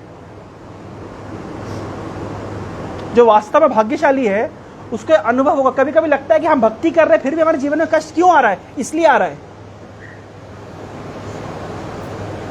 भक्ति करने वालों के जीवन में ज्यादा कष्ट का अनुभव होता है, ये देखा गया है। क्यों? क्योंकि वो भाग्यशाली है। भगवान उसको याद दिला रहे हैं कि ये तुम्हारा वास्तविक स्थान नहीं है, ये जेल है, तुम फंसे हुए हो। तब तो उसके हृदय में एक इच्छा, तीव्र इच्छा होगी ना, उत्कंठा होगी, मुझे निकलना है बाहर। तो इसको कहते हैं मुक्ति। जब मुक्ति शब्द आता है, समझना चाहिए कि हम फंसे हुए हैं, हम जेल में हैं, हम कष्ट पा रहे हैं, और इससे निकलना हमारा उद्देश्य है। अच्छा, निकलना ही उद्देश्य नहीं है, खत्म, यहां कहानी खत्म नहीं हो गई। अब जेल से बाहर निकल करेंगे क्या? अगर मान लीजिए आप जेल से बाहर निकल गए और आपको राजा के महल में नौकरी मिल गई, उठना बैठना राजा के साथ ही करते हैं,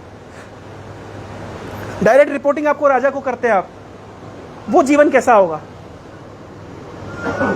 तो जेल का जीवन, और जेल से निकल करके सीधे आपको राजा के महल में नौकरी मिल जाए, वहां उठना बैठना आपका राजा के साथ हो, राजा जैसा भोजन करता तो भाई प्राइम मिनिस्टर जैसा भोजन करते, तो प्राइम मिनिस्टर के साथ में जो उनका सेक्रेटरी आता होगा कि ड्राइवर आता होगा, उसको भी तो वही मिलता होगा। जो राष्ट्रपति भवन में राष्ट्रपति रहते हैं, तो राष्ट्रपति भवन का ड्राइवर कहाँ रहता है? वो भी राष्ट्रपति भवन में रहता है। राष्ट्रपति जी का सेक्रेटरी कहाँ रहता है? वो भी राष्ट्रपति भवन में रहता है। तो केवल मुक्ति होना सब खत्म नहीं हो गई, गाड़ी काम खत्म नहीं हो गया। मुक्ति होना और राजा की सेवा में नियुक्त होना, ये दोनों बात तब होता है कंप्लीट। आप बड़े धार्मिक संस्थाओं में जाओगे, बोलेंगे मुक्त हो जाओ, मुक्ति चाहिए। अरे मुक्ति चाहिए, वो आगे क्या? मुक्ति के बाद क्या? इसका कोई उत्तर नहीं देता। लेकिन प्रभुपाद जी पूरे डिटेल बताते हैं। मुक्ति माने इस संसार रूपी जेल से बाहर निकलना और भगवान की सेवा में नियुक्त होना, यह है कंप्लीट। तो श्रीमद् भागवत हमें इस संसार के स्वरूप के विषय में बताती है, इस संसार की हकीकत से हमको अवगत कराती है, इस संसार के दुखों से हमको अवगत कराती है, और साथ साथ भगवान के धाम के स्वरूप का वर्णन करती है। भगवान का धाम किस प्रकार, ताकि हमारे हृदय में इच्छा जागृत होए, मुझे वहां जाना है, मुझे भगवान का संग करना है, भगवान की सेवा में अपने आप को नियुक्त करना है। तब जब हम साधुओं के संग में हरि कथा सुनते हैं, नाम जप करते हैं, हमारा हृदय शुद्ध होता है, भक्ति की हमारी उत्कंठा बढ़ती है। तक्ता देहम पुनर्जन्म नैति माम एति स्वर्जन, शरीर को त्यागने के बाद फिर जीव इस संसार से मुक्त होकर के भगवान के धाम में जाता है, भगवान की सेवा में नियुक्त होता है। क्योंकि जीव का ये स्वरूप है भगवान की सेवा में नियुक्त होना। और कृष्ण की सेवा नहीं करेंगे तो जाने अनजाने माया की सेवा करनी पड़ेगी, और माया की सेवा करने से केवल दुख मिला है। गांधी जी ने देश की सेवा करी, देश ने गांधी जी को क्या दिया? मैं कई बार ये उदाहरण देता हूं। गांधी जी ने देश के लिए जीवन दिया, बलिदान किया। देश ने गांधी जी को क्या दिया?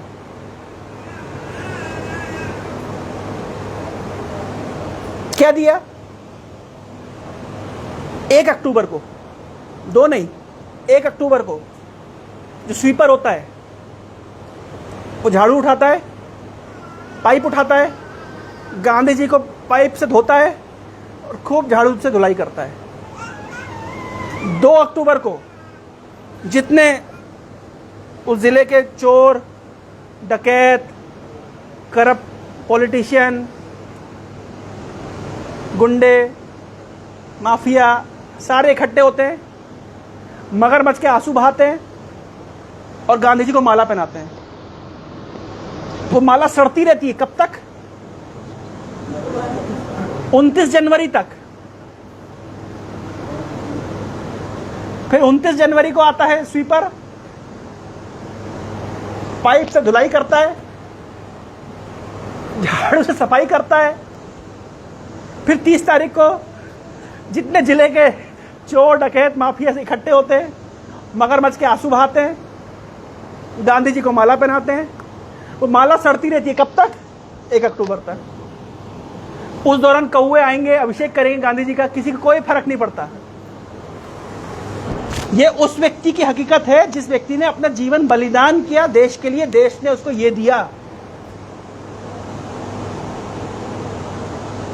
अच्छा आप बताइए, परिवार के लिए जीवन बलिदान किया एक व्यक्ति, एक सामान्य घर गृहस्थी वाला व्यक्ति पूरे परिवार के लिए जीवन देता है कि नहीं देता है?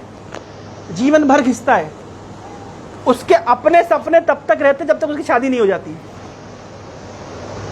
मैं डॉक्टर बनूंगा कि इंजीनियर बनूंगा कि आईएएस अफसर बनूंगा कि पुलिस में जाऊंगा, अपने सपने कब तक रहते हैं? जब तक शादी, जितनी शादी हो गई अब अपने सपने कुछ नहीं है, अब परिवार के लिए सपने। अब जब बच्चा हो गया तो अपने लिए कोई सपना नहीं देखता व्यक्ति, अब उस बच्चे के लिए सपने देखे जाते हैं। पूरा जीवन दे दिया जिसके लिए सपना देखने के लिए, परिवार के लिए। लास्ट में परिवार क्या देता है? अच्छा ये मत सोचिए कि भगवान ने बनाया ही ऐसा है। बूढ़े बैल को कोई भाव नहीं देता तो ये किसान की गलती नहीं है, भगवान ने बनाया ही ऐसा है संसार को। अगर बूढ़े बैल को बहुत ज्यादा भाव मिलेगा तो बूढ़ा बैल भजन नहीं करेगा। अब समझ रहे हैं? जब तक आप कमाते हैं, परिवार पालते हैं, तब तक परिवार वाले आपको पूछते हैं। एक समय आएगा आप दुर्बल हो जाएंगे, कमा नहीं पाएंगे, तो परिवार वाले आपको आंख दिखाएंगे। ये सत्य है। क्यों करेंगे ऐसा? ये भगवान की इच्छा है ताकि आप भजन करो। हम फिर भी वही आशा पाल के बैठे हैं। भगवान ने नियम, देखिए भगवान का प्रकृति कैसी है। बच्चा जब मां के गर्भ में होता है, पहले फिर जन्म लेता है तो माँ उसको अपने बाजू में उसी बिस्तर पे सुलाती है। थोड़ा बड़ा होता है तो पास में झूलना रख देती है, और थोड़ा बड़ा होता है उसको दूसरा कमरा मिल जाता है, कई साल दूसरे कमरे में रहता है। उसके बाद में धीरे से हॉल में आता है, दीवान पे बैठता है, होता है। फिर क्या होता है? छत पे जाता है, चारपाई के ऊपर धूप सेकने के लिए। थोड़ा कभी छत पे धूप सेकता है, कभी घर के बाहर धूप सेकता है, और बाहर ही बाहर हरे कृष्ण। ये जर्नी है। भगवान ने बनाया इस तरह से संसार को, छोड़ के जाना ही है। कि जो दशरथ महाराज ने एक बार आईने में देखा, इनके बाल सफेद हो गए। कहां के बाल सफेद हुए? एक कान के बाल सफेद हुए। तो जानते हैं कान के बाल सफेद होने का अर्थ क्या है? दशरथ महाराज ने देखा कि मेरे कान के बाल सफेद हो गए, मतलब अब मुझे राज शासन छोड़ के राम जी को राजा बना देना चाहिए और भजन करना चाहिए। एक कान के बाल सफेद होने का अर्थ ये होता है कि कान के पास अब बाल बोल रहे समय आ गया भजन कर लो। कान के पास बाल सफेद हो गए मतलब क्या है? क्या अर्थ है इसका? कि समय आ गया है, अब भजन कर लो। हम उसको डाई कर लेते हैं।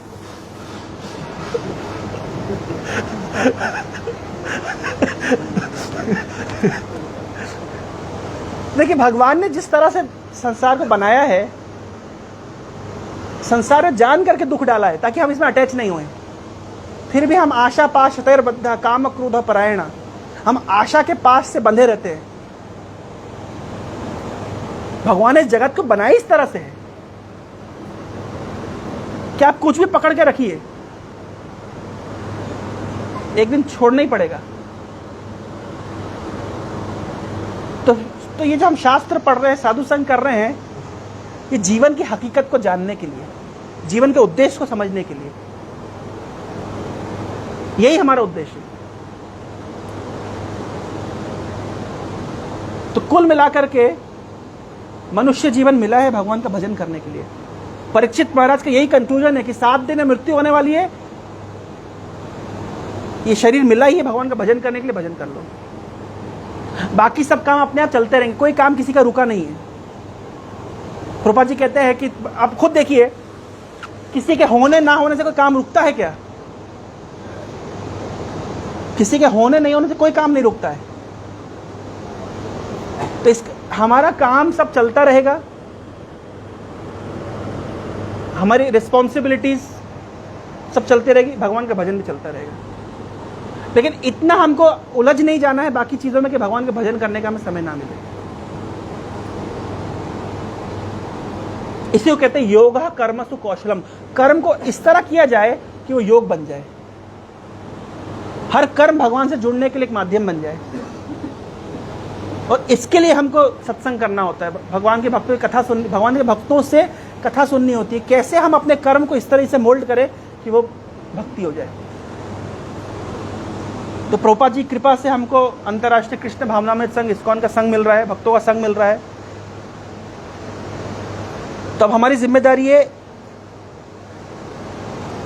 इन उपदेशों को समझें, अपने जीवन में उतारें, और अपने जीवन में उतारने तक सीमित ना रखें, उसको दूसरों तक लेकर के जाएं।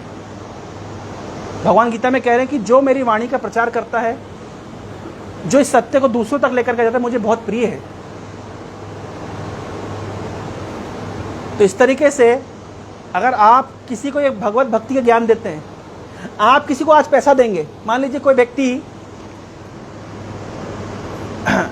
कष्ट में है और आपके पास मदद मांगने आया है कि मुझे 20,000 रुपए की जरूरत है, और आपने उसको 20,000 रुपए दे दिया। अच्छा, वो कृतज्ञता कब तक रहेगी उसके मन में? जिस दिन आपका पहला फोन जाएगा, वो क्या हुआ, 20,000 रुपए का क्या हुआ, थोड़ा जरूरत थी, थोड़ा देख लीजिए, उस दिन वो व्यक्ति आपका शत्रु बन गया। कृतज्ञता सब खत्म हो गई। जिस दिन आपका पहला फोन जाएगा ना कि वो थोड़ा देख लेना, बस खत्म। लेकिन आपने किसी को भक्त बना दिया, मरते दम तक आप उसके प्रति कृतज्ञ रहेंगे कि मेरा जीवन कहां था, मुझे क्या करा दिया, मैं कहां संसार में फंसा हुआ था, कहां मुझे भगवान से जोड़ दिया।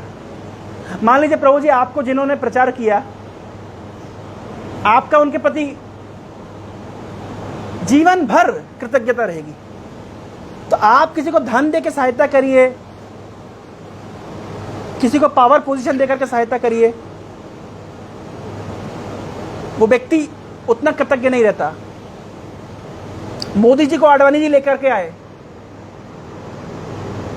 लाए कि नहीं लाए?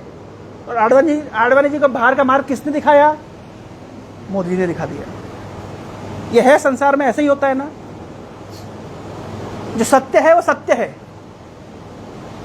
किसी को लेकिन भगवत भक्ति देंगे तो वास्तव में वो कृतज्ञ रहेगा, हमारा जीवन भर हमारा कृतज्ञ रहेगा। प्रभुपाद जी जब देश आजाद हुआ तो जवाहरलाल नेहरू जी ने एक अंग्रेज को रखा अपने घर में बाथरूम धोने के लिए,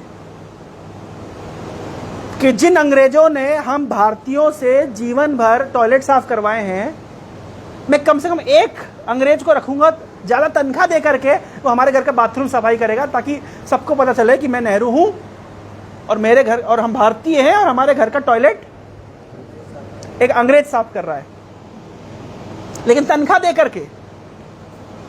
प्रभुपाद जी इंग्लैंड गए। प्रभुपाद जी से पूछा लोगों ने, रिपोर्टर्स ने पूछा, स्वामी जी आप यहां क्या करने आए हैं? तो प्रभुपाद जी ने कहा कि आपके देश के लोग हमारे देश से सब कुछ ले आए, कोहिनूर ले आए, सोना चांदी ले आए, सारे खनिज ले आए, सब चोरी करके ले आए। आप लोग एक चीज लाना भूल गए।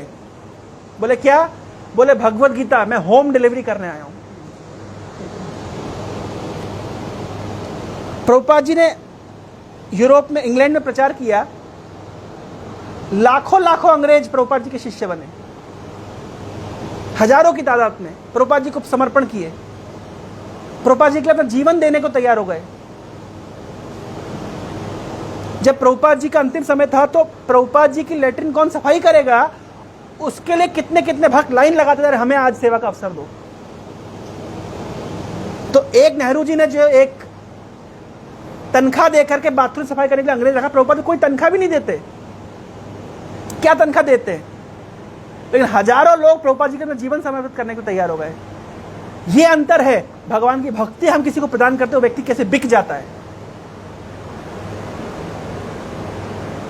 तो इसलिए भगवत भक्ति को केवल अपने तक सीमित ना रखें, हमें चाहिए दूसरों तक लेकर के जाएं। यही वास्तव में भगवान हमसे आशा कर रहे हैं। हरे कृष्णा कृष्णा कृष्णा हरे हरे, हरे राम राम राम हरे। अगर किसी के मन में कोई जिज्ञासा है, कोई प्रश्न है तो पूछ सकते हैं। यस प्रभु।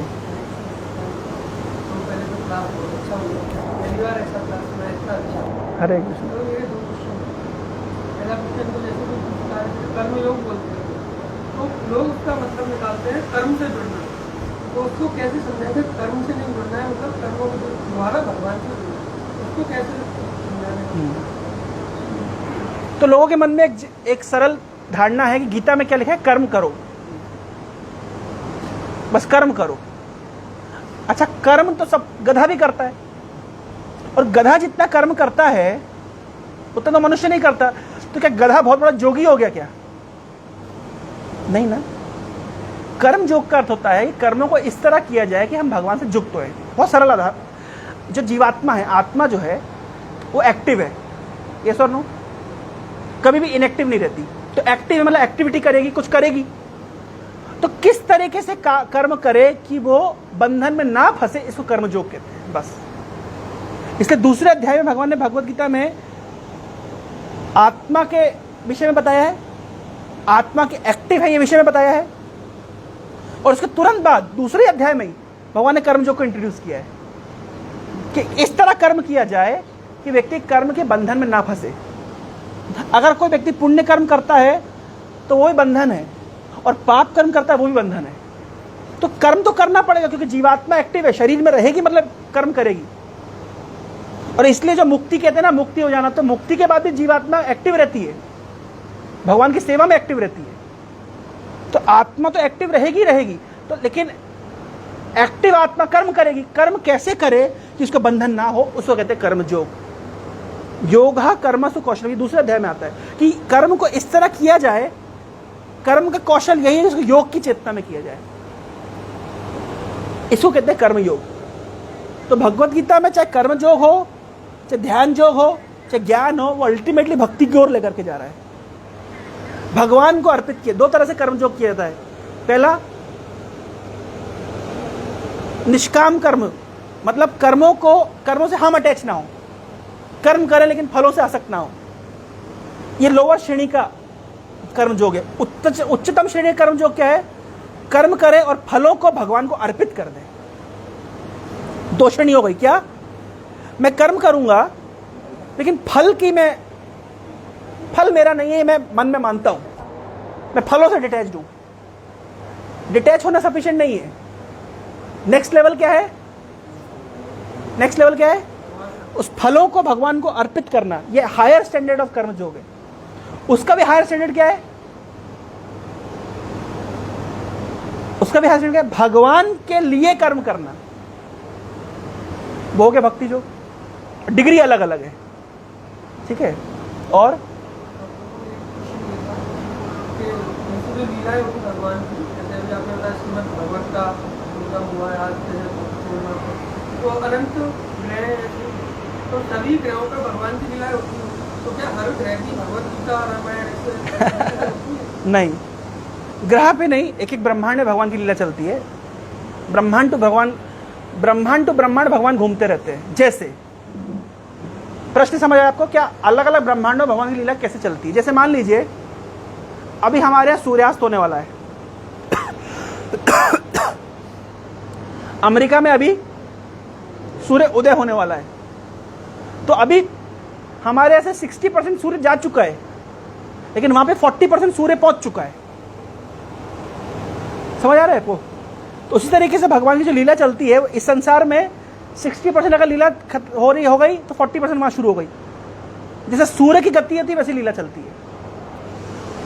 जैसे मान लीजिए यहां पे वृंदावन लीला खत्म हुई और द्वारका लीला शुरू हुई, तो दूसरी जगह पे वृंदावन लीला शुरू हो जाएगी।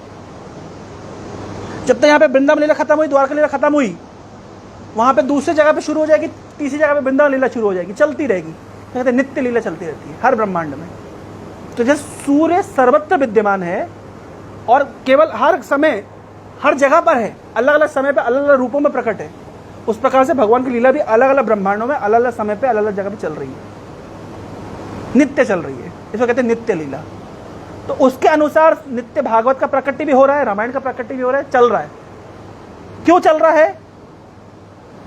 माया मुग्ध जीवे नहीं स्वतः कृष्ण ज्ञान, जीवाय कृपाय कैले कृष्ण वेद पुराण। माया मुग्ध जीव को स्वतः कृष्ण को ज्ञान नहीं है, उन पे कृपा करने के लिए भगवान वेद पुराण प्रकट करते हैं।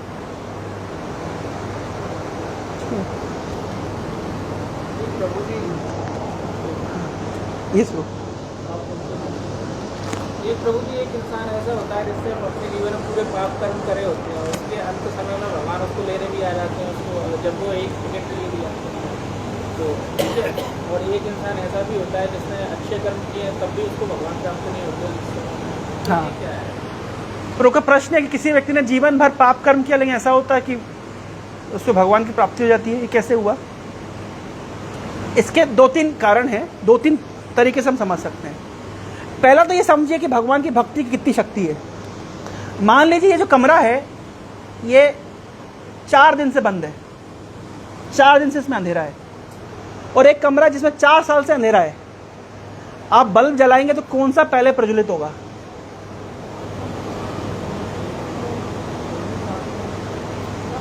कोई कमरा है जो 4 दिन से बंद पड़ा है, अंधेरा है, और कोई कमरा 4 साल से उसमें अंधेरा है। आप बल्ब चालू करेंगे तो पहले किस में प्रकाश होगा?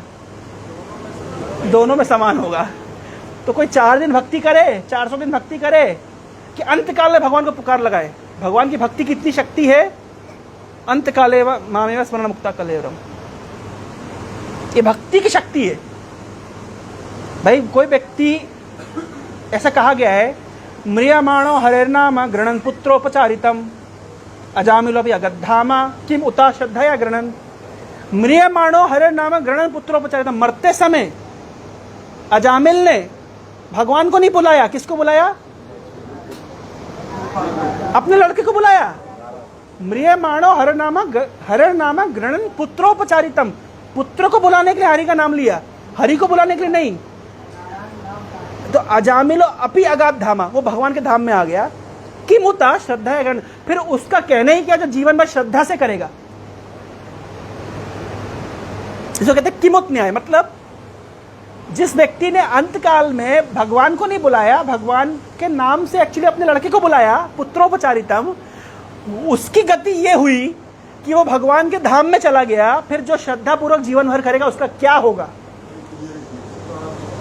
जैसे पूतना ने भगवान को विष देने के लिए दूध पिलाने के बहाने विष देना चाहा, तो मां का अभिनय किया, दूध की जगह विष दिया, तब उसको मां की गति मिल गई। फिर उसका कहना क्या जो बड़े प्रेम से भगवान को हर दिन दूध पिलाएगा। इसलिए भगवान ऋणी हो जाते हैं। इसलिए भगवान गोपियों के ऋणी हो गए। गोपियों ने भगवान ने गीता में क्या कहा है, जे जथामाम प्रपद्यन्ते तां सते भजामि, जो मेरा जैसा भजन करेगा मैं उसको वैसे पुरस्कृत करूंगा, उसके साथ में वैसे रेसिप्रोकेट करूंगा। लेकिन भगवान सुदामा से हार गए। क्यों? क्योंकि सुदामा ने कृष्ण को वो अर्पित किया जो सुदामा का नहीं था। अब कृष्ण का सब कुछ है, कृष्ण सुदामा को ऐसा क्या देंगे जो कृष्ण का नहीं है? हार गए। समझ रहे हैं? कभी कभी भगवान हार जाते हैं, ऐसा नहीं कि भगवान हमेशा, यद्यपि कहा जाता है अजीता, जिनको कोई जीत नहीं पाता, लेकिन अजीता जीतो अपित स्थितिलोकम, कहा गया है कि जो अजीत हैं, जिनको कोई नहीं जीत पाता, भक्त उनको भी जीत लेते हैं। ऐसे तो जीतते हैं।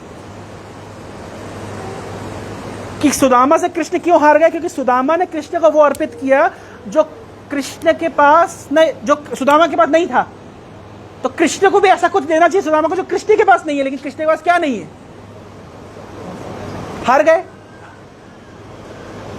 गोपियों से कृष्ण हार गए। क्यों हार गए? कृष्ण गोपियों से इसलिए हार गए क्योंकि गोपियों ने सब कुछ कृष्ण को अर्पित कर दिया, लेकिन कृष्ण क्या सब कुछ अर्पित कर पाए गोपियों को? गोपियों ने कृष्ण को सब कुछ दे दिया। मानस देहो गेहो जो किछु मोर, अरपिलु तुआ पदे नंद किशोर। गोपियों ने करके दिखाया, सब कुछ दे दिया, लेकिन कृष्ण ने कर नहीं पाए। इसलिए भी कृष्ण को चैतन्य महाप्रभु के रूप में आना पड़ा, ये ऋण चुकाने के लिए। कृष्ण जो चैतन्य महाप्रभु के रूप में आए गोपियों का ऋण चुकाने के लिए। अरे गोपियों ने कैसे सब कुछ दे दिया, कृष्ण वैसे नहीं दे पाए, इसलिए कृष्ण को बाध्य होकर के चैतन्य महाप्रभु के रूप में आना पड़ा। तो कहते हैं किम उता श्रद्धया गृणन, कि अरे जो व्यक्ति भगवान की भक्ति का अभिनय कर रहा है, उसको इतना मिल रहा है। मान लीजिए, अच्छा आप लोग कितने लोग मानते हैं हम लोग साधु हैं? हम साधु नहीं है, हमारी ड्रेस साधु वाली। प्रभुपाद जी ने ड्रेस पहना दिया, आप इस ड्रेस का सम्मान करते हैं। ये ड्रेस छोड़ करके हम कोई और ड्रेस पहनेंगे तो आप हमको पूछेंगे भी नहीं सम्मान किसको मिल रहा है। ये प्रभुपाद जी ने हमको यूनिफॉर्म बना दी है, ये तिलक डाल लिया है, कंठी माला पहन रही है, इसका सम्मान ले रहे हैं हम। हमारे ढोंग का हमको इतना लाभ मिल रहा है, तो सच में भक्ति करेंगे तो कितना लाभ मिलेगा? आप समझ रहे हैं? हमारे दिखावे का इतना सम्मान मिल रहा है, तो अगर वास्तविक भक्ति करने लग जाएंगे तो उसमें क्या मिलेगा, सोच लीजिए। तो इसलिए जब भी प्रश्न उठता है ना कि अरे अंत काल में भगवान का नाम लिया उसका तो कल्याण हो गया, तो भाई जो अंत काल में जब लेने मात्र से कल्याण हो गया, तो फिर जीवन भर में लूंगा तो क्या मिलेगा? सोचिए। मान लीजिए, इसको ऐसे समझिए कि आपको पता चला कि भैया हर दिन दोपहर 2 बजे से 4 बजे तक सोने के सिक्के बटते, और आपको ये बात कब पता चली? आपको ये बात पता चली 4 बजने में जब 5 मिनट है तब पता चली। और आपको पता चल कि यहां पे सोने के सिक्के बटते 2 बजे से 4 बजे तक। उस दिन आप पहुंचे 4 बजने 5 मिनट पे, आपको सिक्के मिल गए। तो आप क्या ये बोलेंगे कि यार जब 4 बजने 5 मिनट सिक्के मिल जाते हैं तो मैं क्यों 2 बजे से आऊं? अरे आप बोलेंगे मैं तो 1:30 बजे से लाइन लगाऊंगा कि 1 बजे से लाइन लगाऊंगा, ताकि पहला नंबर मेरा आए। क्यों? सोने के सिक्का बटना तो 2 बजे से शुरू हो जाता है। तब थोड़ी ना हम बोलेंगे कि अरे 2 बजे 4 बजे सिक्के बट रहे तो हम 3:45 बजे आएंगे कि 4 बजने में 5 मिनट पे आएंगे तब सिक्के ले लेंगे। नहीं, तब हम क्या करेंगे? तब हम 2 बजे से आके खड़े हो जाएंगे, उससे भी पहले आके खड़े हो जाएंगे। उसी प्रकार से जब भक्ति की बात आती है, अरे अंत काल में भगवान का नाम लिए वो मुक्त हो गए, मैं क्यों जीवन और भजन करूं? अरे नहीं, अंत काल में जब इतना लाभ मिल गया तो जीवन भर मिल गया तो कितना लाभ मिलता था। ठीक है प्रभु, आपका प्रश्न का मैं उत्तर दे पाया? मेरा प्रश्न है कि जैसे रहते हैं तो लगता है कि सारी चीज़ें खत्म हो गई, बस यही होना है, सभी के साथ मेरे साथ यही।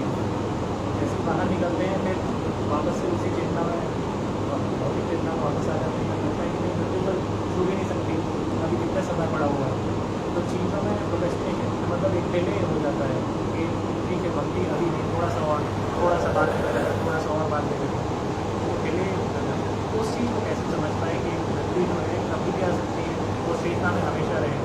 और इसको डिले नहीं करें। एक बार जनक महाराज के दरबार में इस तरह की घटना हुई।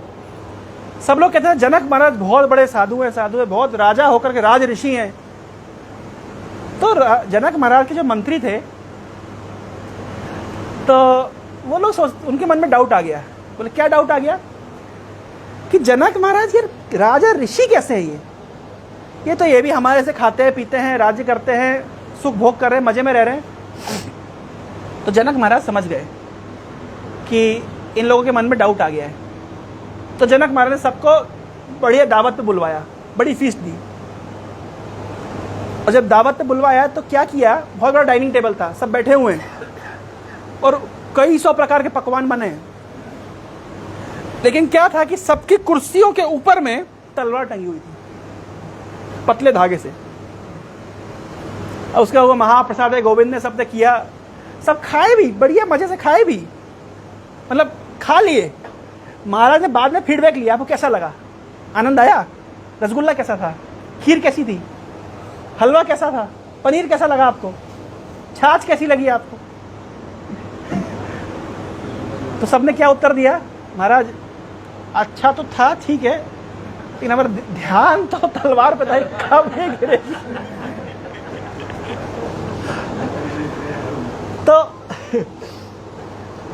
तो महाराज ने कहा बस मेरी चेतना भी ऐसे ही है, मैं संसार में हूं, सब कुछ कर रहा हूं, लेकिन मुझे पता है किसी भी समय ये काल की तलवार गिरेगी और सिर धड़ से अलग हो जाएगा, छोड़ के जाना है। तो आपका जो प्रश्न है कि इस चेतना में हमेशा कैसे रहें, क्योंकि हम तो, और आप क्या प्रभु, आप घर गए हो, साधु लोग ज्यादा परेशान है इस चेतना से। साधु लोग क्लास में जाके बोलते हैं कि संसार में दुख है। साधुओं के जीवन में क्या दुख है बताइए? खा रहे पी रहे मजे में घूम रहे हैं। मैं बता रहा हूं आपको ऑनेस्टली, हैं लोग बोलते, साधु जाके उपदेश देते हैं कि एक दिन आएगा सबको छोड़ के जाना पड़ेगा। साधु लोग ज्यादा पकड़े हुए हैं। नहीं, साधु लोग क्या बोलते हैं, मोह माया छोड़ दो। तो किसी आदमी ने पूछा किसको दो, बोले हमको दे दो। तो देखा जाता है कि साधु लोग ज्यादा फंसे हुए हैं। इसलिए अपनी चेतना से उन्नत चेतना के व्यक्ति का संग करना चाहिए, जो हमें हमेशा याद दिला सके। भक्त संग का अर्थ ही ये होता है कि हम जिस चेतना में हैं, हम उससे उन्नत चेतना का व्यक्ति का संग करें, जो हमको ऊपर की ओर उठाए। इसलिए भक्ति मार्ग में ये सुलभता है। हमारे मान लीजिए हमारा जप अच्छे से नहीं होता, तो हमें कोई पता है कि ये व्यक्ति जप अच्छा करते हैं, इनका संग कर लेंगे। हमारा कीर्तन अच्छे से नहीं होता, कोई व्यक्ति हमको कीर्तन सिखा देता है, कोई व्यक्ति कथा करना बता देता है, कोई व्यक्ति शास्त्र से कुछ अच्छी बात बता देता है। भक्त संग तो इतना प्रभावी है कि खुद सोएगा और दूसरे को, ए मंगलवार टाइम हो गया, उठो उठो उठो उठो, इतना प्रभावी है। यह चीज अन्य मार्गों में नहीं है। ये योगियों के मार्ग में, ज्ञानियों के मार्ग में, कर्मियों के मार्ग में ऐसा नहीं। कर्मियों में कंपटीशन चलता है, मैं आगे निकलूंगा। योगियों के मार्ग में कोई रस नहीं। ज्ञानियों के मार्ग में तो एक ज्ञानी उस पहाड़ पे बैठा हुआ अपना स्पेकुलेशन कर रहा है, दूसरा ज्ञानी उस पहाड़ पे बैठा है अपना कुछ कर रहा है। भक्तों के संग में ये शक्ति है कि वो एक दूसरे को आगे बढ़ाते हैं। इसलिए अगर कोई व्यक्ति केवल भक्त संग में रह गया, उसके हो सकता है कि चेतना में ये ना आ रहा हो कि मृत्यु आएगी, एक दिन छोड़ के जाना है।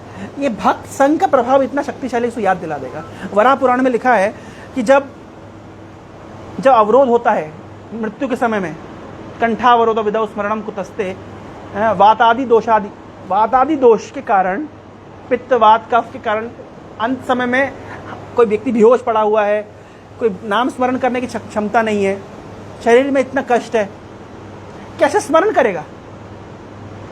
तब जानते भगवान क्या कह रहे हैं? भगवान कह रहे मैं उसका स्मरण करूंगा। उसने अपना कर दिया।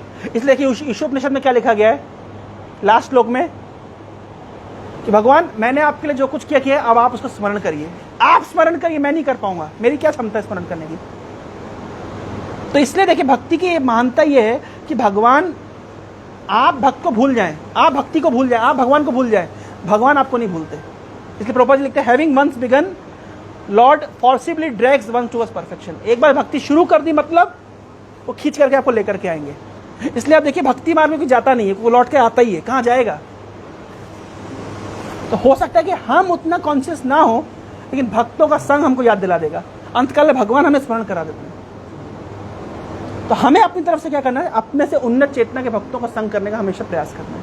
यही मैंने आज का जो वक्तव्य शुरू किया कि हम क्यों धाम की यात्रा करते हैं, क्यों हम साधु संग करते हैं, क्योंकि हमको अपने से उन्नत भक्तों से सुनना चाहिए। उनसे सुनने से हमारी लौल्य में इच्छा जागृत होती है। हरे कृष्ण।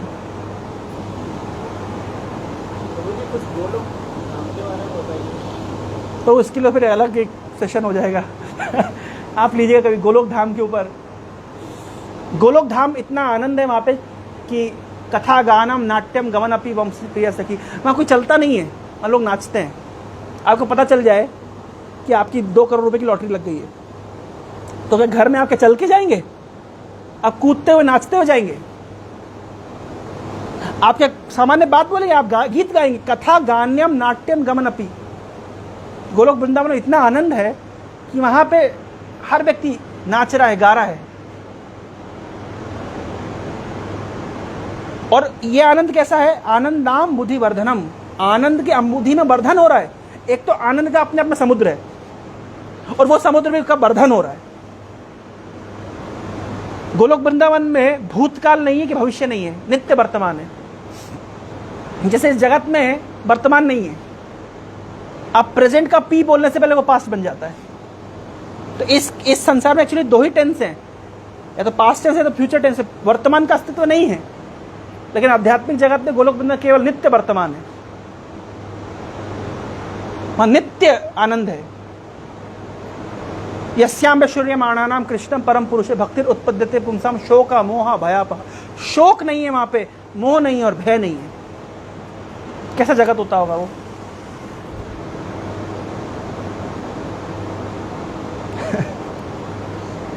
यस लो।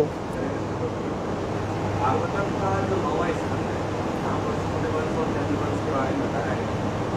तो जो चंद्रवंश की शुरुआत होती है, तो उसकी शुरुआत जहाँ तक मैं समझ पाया हूँ, हालांकि मेरी समझ बिल्कुल कम है, उसकी शुरुआत कुछ इस तरीके से होती है कि जो चंद्रदेव है, वो बृहस्पति जी की जो पत्नी है तारा, उनसे जो पुत्र प्राप्त होता है, वहां से उसकी शुरुआत होती है।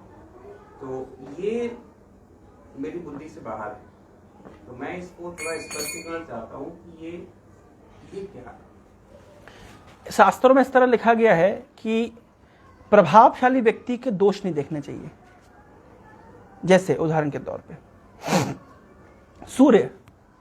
सूर्य मलमूत्र में से जल का शोषण करता है, लेकिन क्या सूर्य अपवित्र होता है? उनका तेज है।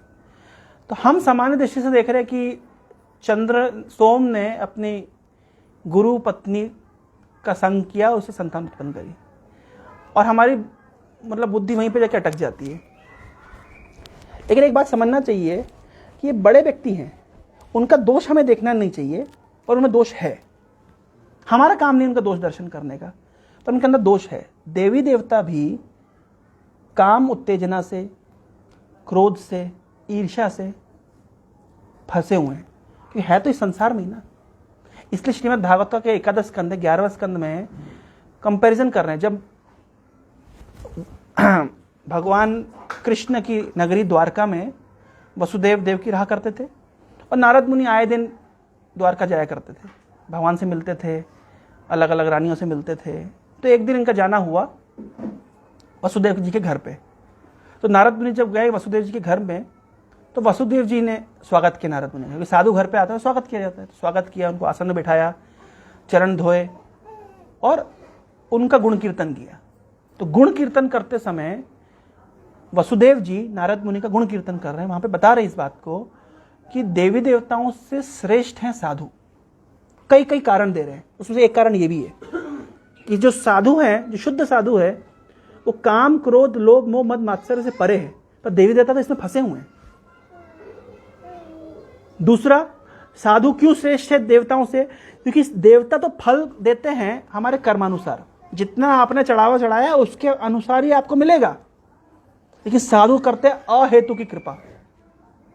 तो साधुओं में और देवताओं में कंपैरिजन कर रहे हैं कौन? वसुदेव जी। ये 11 स्कंद में आता है, तीसरे अध्याय में। शरीर में 10वें स्कंद पे जी ये आएगा। तो मैं बता रहा हूं कि देवताओं के अंदर भी इस प्रकार के, हाँ, जैसे देवता लोग हमेशा डरते हैं। इंद्र, आप इंद्र के विषय में देखिए, भागवत में अगर कोई विलन है तो इंद्र है। अगर भागवत में देखा, जबकि भगवान की विभूति है, भगवान की विभूति है इंद्र, भगवान के प्रतिनिधि हैं, लेकिन अगर भागवत में विलन के रूप में कहीं रखा गया तो इंद्र को रखा गया है। जहां कुछ गड़बड़ होती है इंद्र। तो थोड़ा बंद कर देंगे, थोड़ा 2 मिनट। उदाहरण मैं आपको देता हूं। इंद्र देखिए, हमने देखा गोवर्धन पर्वत की जो गोवर्धन लीला आती है, तो इंद्र को कितना क्रोध आ गया कि मेरी पूजा नहीं करी। अरे इतने दिन पूजा करी, उसको कुछ नहीं, वो एक बार पूजा नहीं करी तो इतना नाराज हो गए। तो आप क्या आशा करेंगे देवताओं से? ये प्रभु जी, इसमें एक प्रश्न ये भी आता है कि अगर भागवतम से हमें ये शिक्षा मिल रही है तो ये क्या संदेश? मैं बता रहा हूं, मैं आ रहा हूं उस पर। यही संदेश दे रहे हैं, यही मैं आ रहा हूं कि मैं इंद्र के विषय एग्जाम्पल देके आपको बता रहा हूं कि इंद्र के ये जो शास्त्र में दिया गया है कि इंद्र इतने दिन पूजा करी, एक बार पूजा नहीं करी, इतना क्रोधित हो गए। और क्रोध भी कैसा? इंद्र ने संवत्सर बादलों को आदेश दिया कि तुम ब्रज को डुबा दो, यानी तुम वैष्णवों की हत्या करो। ये देवता हैं। असुरों की हत्या करी बोली होती बात अलग थी। क्या बोल रहे हैं? ये वैष्णवों की हत्या करो। और क्या? गायों की हत्या करो। ये देवता हैं। इतना ही नहीं, और क्या बोले? ये बोले कि सबको मारो, पहले नंद महाराज को आखिरी में मारना, ताकि वो देखे कि उनकी आंखों के सामने कैसे सब लोग तबाह हो गए।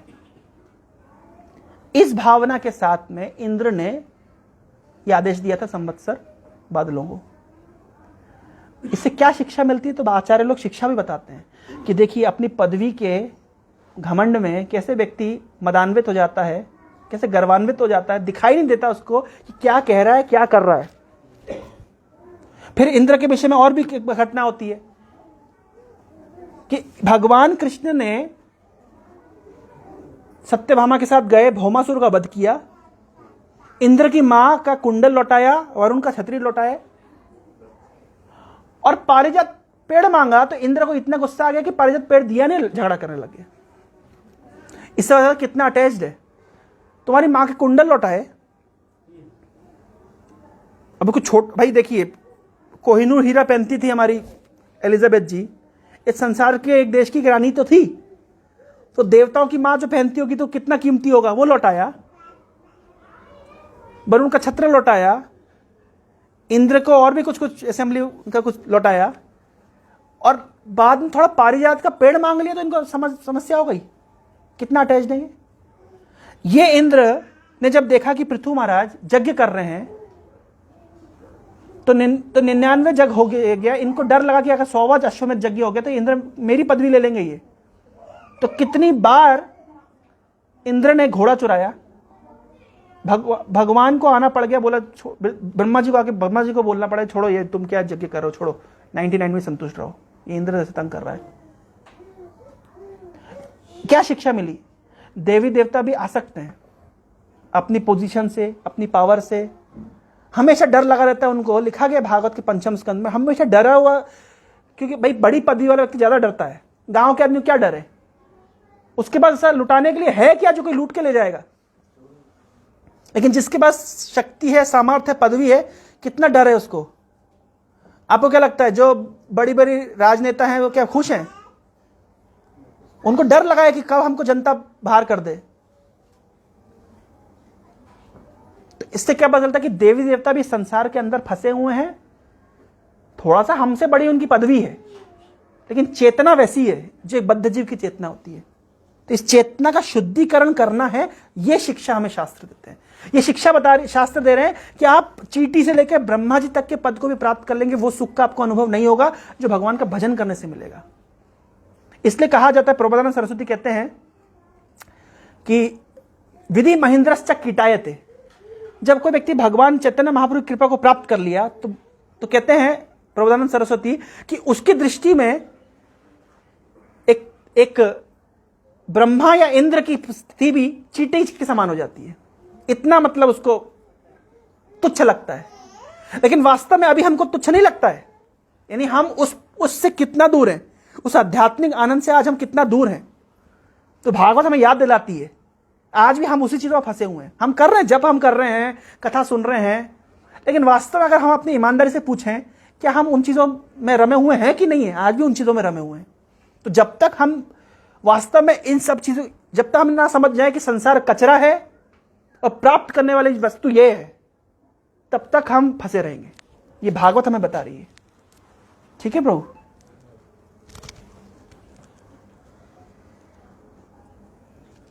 देवताओं का भी क्या कर्मों से ही चलता है? जी, कर्म के अनुसार देवता की पदवी प्राप्त होती है, पर वहां पे क्या, अगर आपका पुण्य खत्म तो छिन्ने पुण्य मृत्यु लोकम विशंति। जैसे आपको मैसेज आ जाता है ना कि आपका मोबाइल का बैलेंस खत्म होने वाला है, रिचार्ज करो, वहां रिचार्ज का बैलेंस खत्म होने वाला है, ऐसा मैसेज नहीं आता, वो खत्म हो जाता है। आप अप्सरा के साथ नाच रहे आपका बैलेंस खत्म, अप्सरा गायब। वहां मैसेज नहीं आता। प्रभु कर्मी मनुष्य से स्वर्ग के देवता भी भयभीत रहते हैं। हाँ, इसलिए हमारे पद को न छीन ले, हमें कहीं नीचे नहीं डाल हाँ। दिया जाए, इसलिए कर्मी मनुष्य से स्वर्ग के देवता भी भयभीत रहते हैं। ठीक है, इधर रखते हैं। कीर्तन करेंगे।